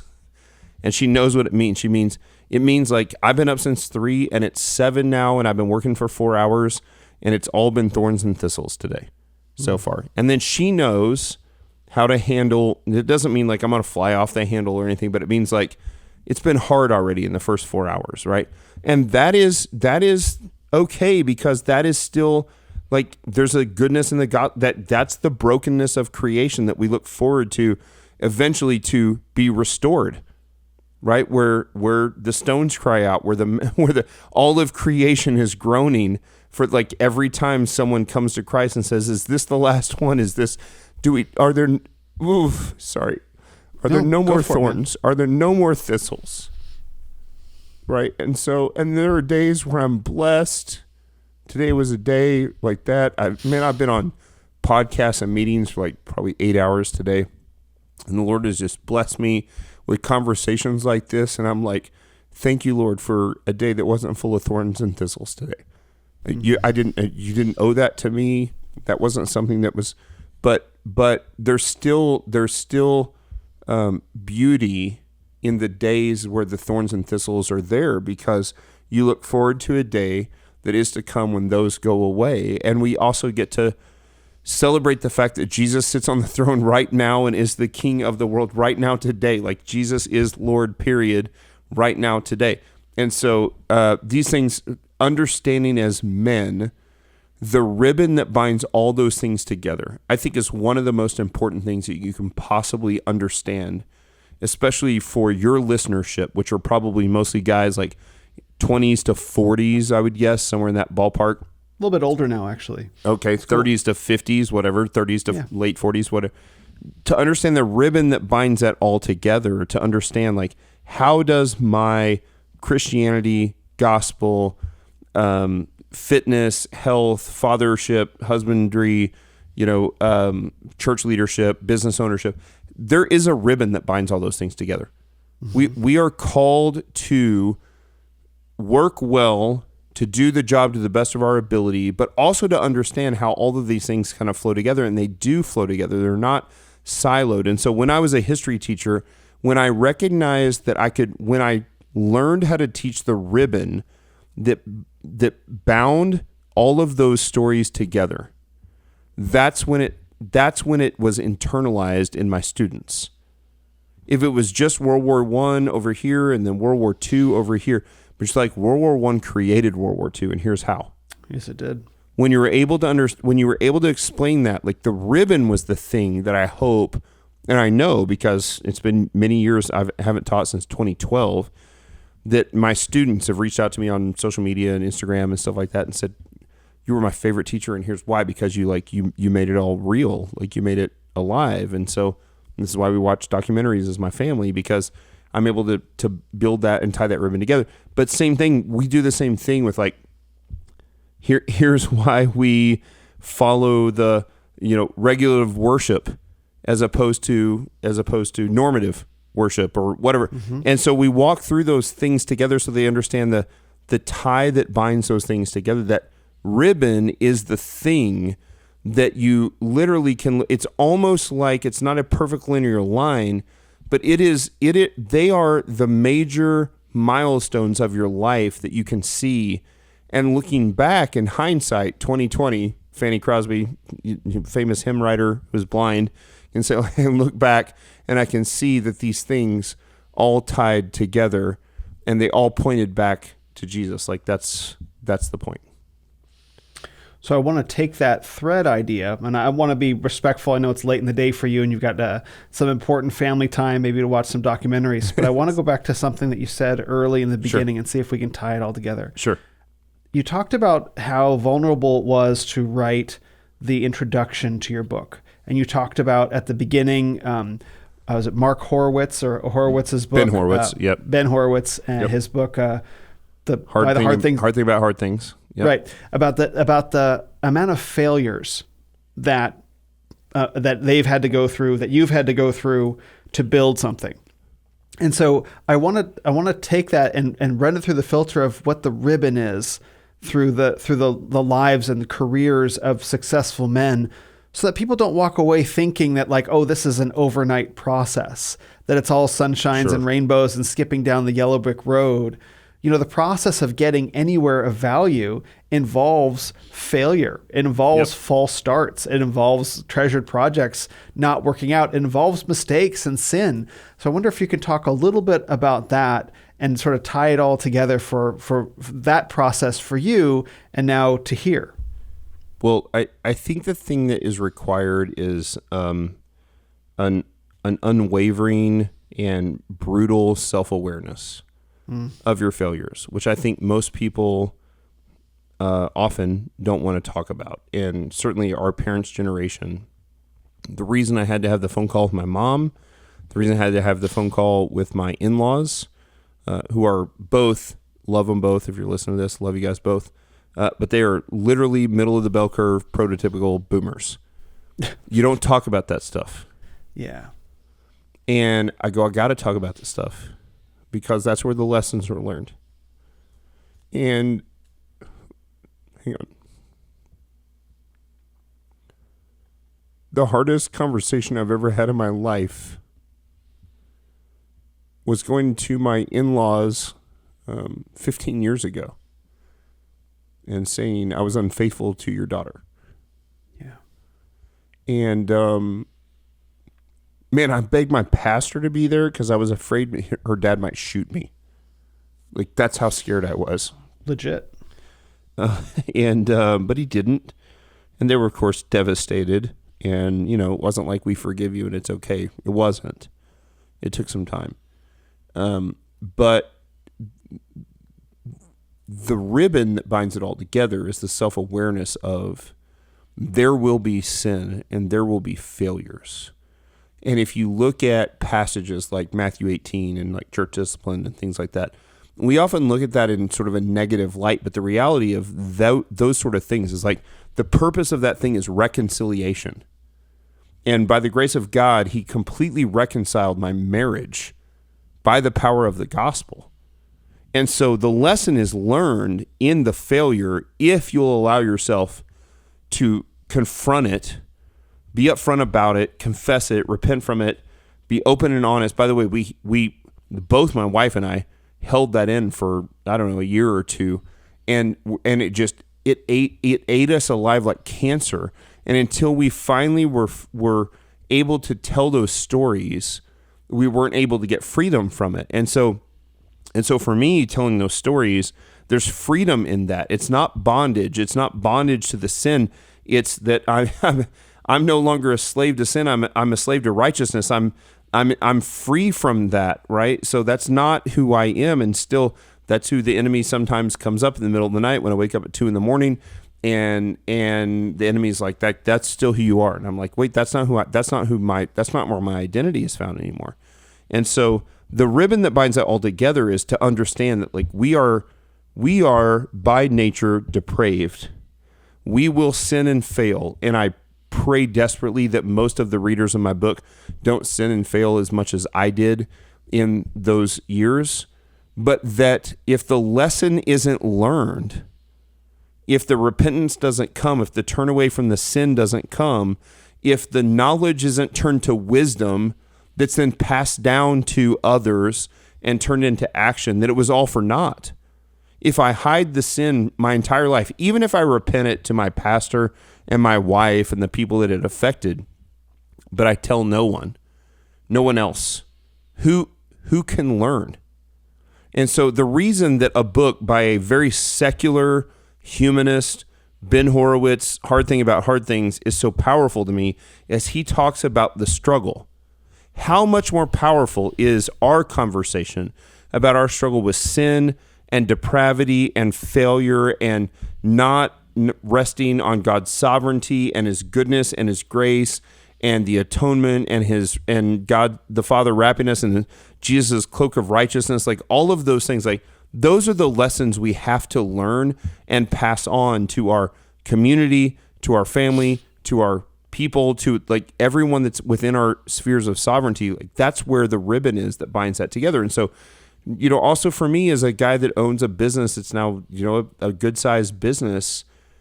I don't want those skeletons in my closet. I want to tell the story.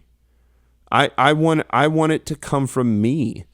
I don't like, I've told my wife, I've told my executive assistant, I'm like, listen, there may be a day you get an email from someone that I had a relationship with 15 years ago, 20 years ago. I don't know, but like, I got nothing to hide. I've told the story. Yeah. So it doesn't come out and become church discipline because it's something I've never confessed. It's a thing that I've confessed, I've repented of, I've told. And this has been a hard conversation even with my church, even my local body church, to be able to tell those. And as I'm an elder in training at this point, and your listeners may listen to this and be like, if he's ever gone through that, he's disqualified. You may be right. Like, I'm not an elder yet, so we're working through those things. But the reality is that the gospel has the power to reconcile all sin.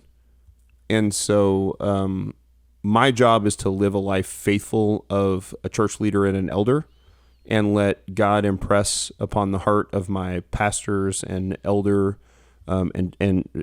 and church body, if I'm worthy of that, and I'm not worried about it. But I think the real value comes in the lessons learned. And so I've learned more lessons from the failures than from the successes. And to give those lessons that I've learned in failures, I desperately hope that people learn some of those lessons and don't have to go through them on their own. Like, they're going to go through their own failures. Hopefully they don't have to go through some that are as insane as the stuff I went through.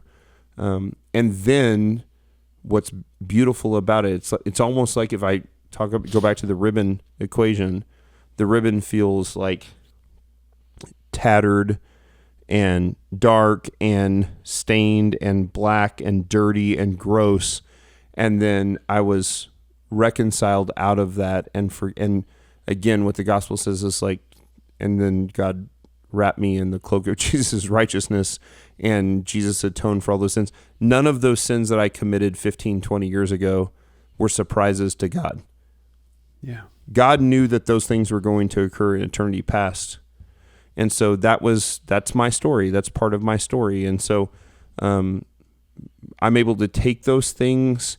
I'm able to take those deep, dark, horrific, painful, often telling the stories. I feel okay right now, but I often if I have to tell the details of those stories, even today, 15 years later, like, it'll tear my stomach up, and I'll have to be like, I've got to pause the podcast and go sit on the toilet for a few minutes. Like, it's that painful. Yeah. And for real is TMI, but that is what it is. And, but that ribbon goes from tattered and black and dirty and gross to white, to, like, even though I am still depraved, and even though I'm still sinful, and even though I still struggle with sin, God still sees me as positionally righteous and sees me with the cloak of righteousness. And so then that leads me to the grace-driven effort of, then I want to tell people the story about the things that God has led me through and saved me from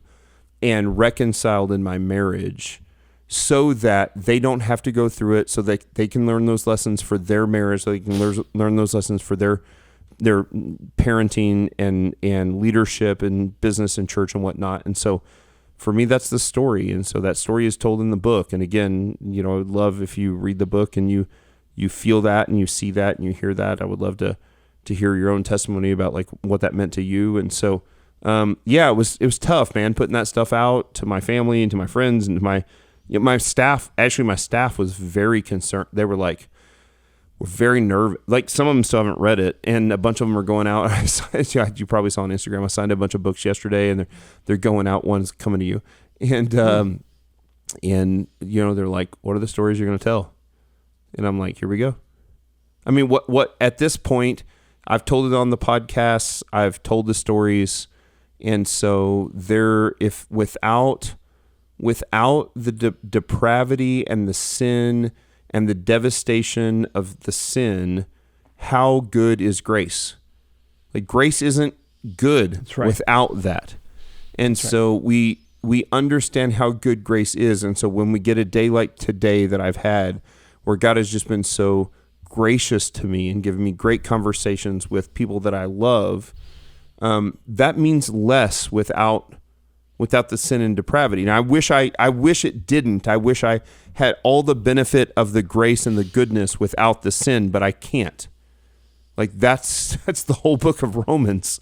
Like, that's what it is. Like, there is, how good is grace without the sin? Like, the potter that makes the vessel for destruction gets to also make the vessel for incredible, benefit, right? Like for this beauty and this elegance.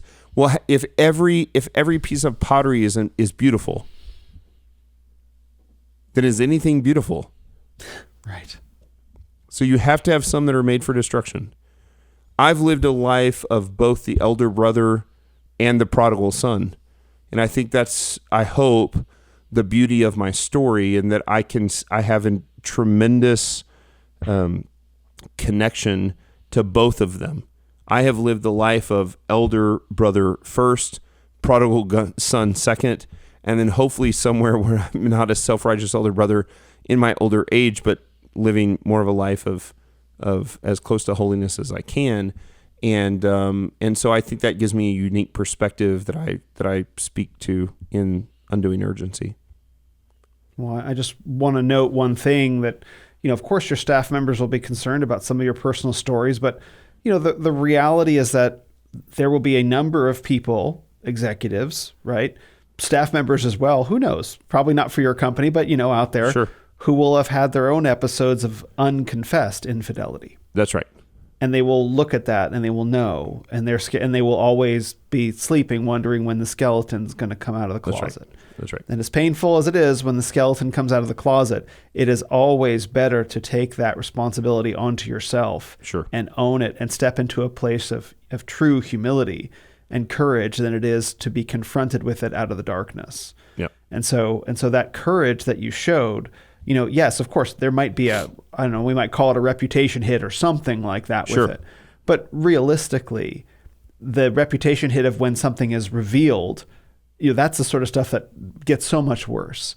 Sure. And so I applaud you for having the courage to put out that story in a book, in a published book, because I remember reading that section of the book, and it just sets the stage of like, okay, this is a real guy. This isn't a guy who's posturing himself as a master of the universe. Right. This is a guy who took his licks and showed up and kept fighting. Yep. And this is what he built out of that. So praise God. And even more than I think taking my licks, but I deserved them. I made my bed and I had to lay in it. And so it wasn't that I was an abused child that didn't deserve it. Like I deserved every lick I got. Yeah. And there were lessons to be learned from those things. So yeah, man. So thank you. Thank you for letting me tell my story.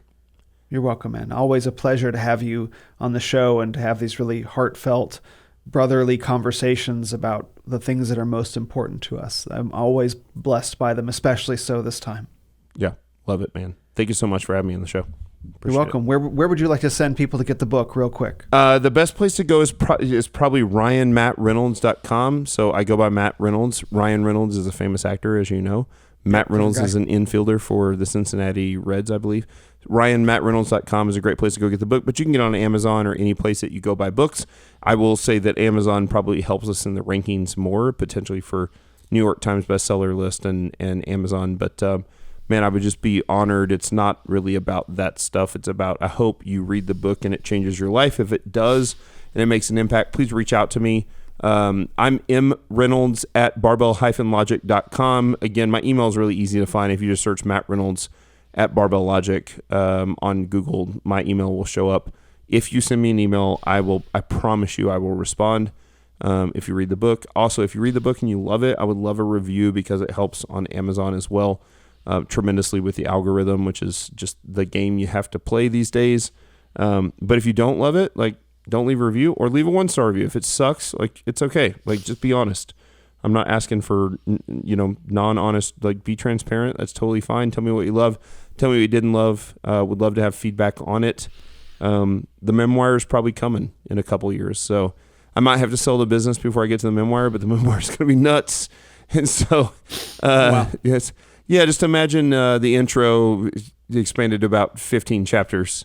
It will be, but I think I have to tell that story at some point, all the details of all the stuff, because it's crazy. And it's not all just sin and craziness, but just the craziness of owning business and, times that you're running a business that's worth a bunch of money, but you can't make payroll, and you put, $50,000 of your own money, which is pretty much all you have in your account, into the business checking account to make payroll. There's so many stories like that are just, do or die moments that could have broken the business and could have killed the business entirely, that again, by God's grace, he's allowed us to thrive and just change a lot of people's lives for the better. And so I'm very grateful, for sure, both to him and to great friends like you and the rest of my Reformed community. So thank you so much for having me on the show. Amen. Thank you so much, Matt. Thanks, brother.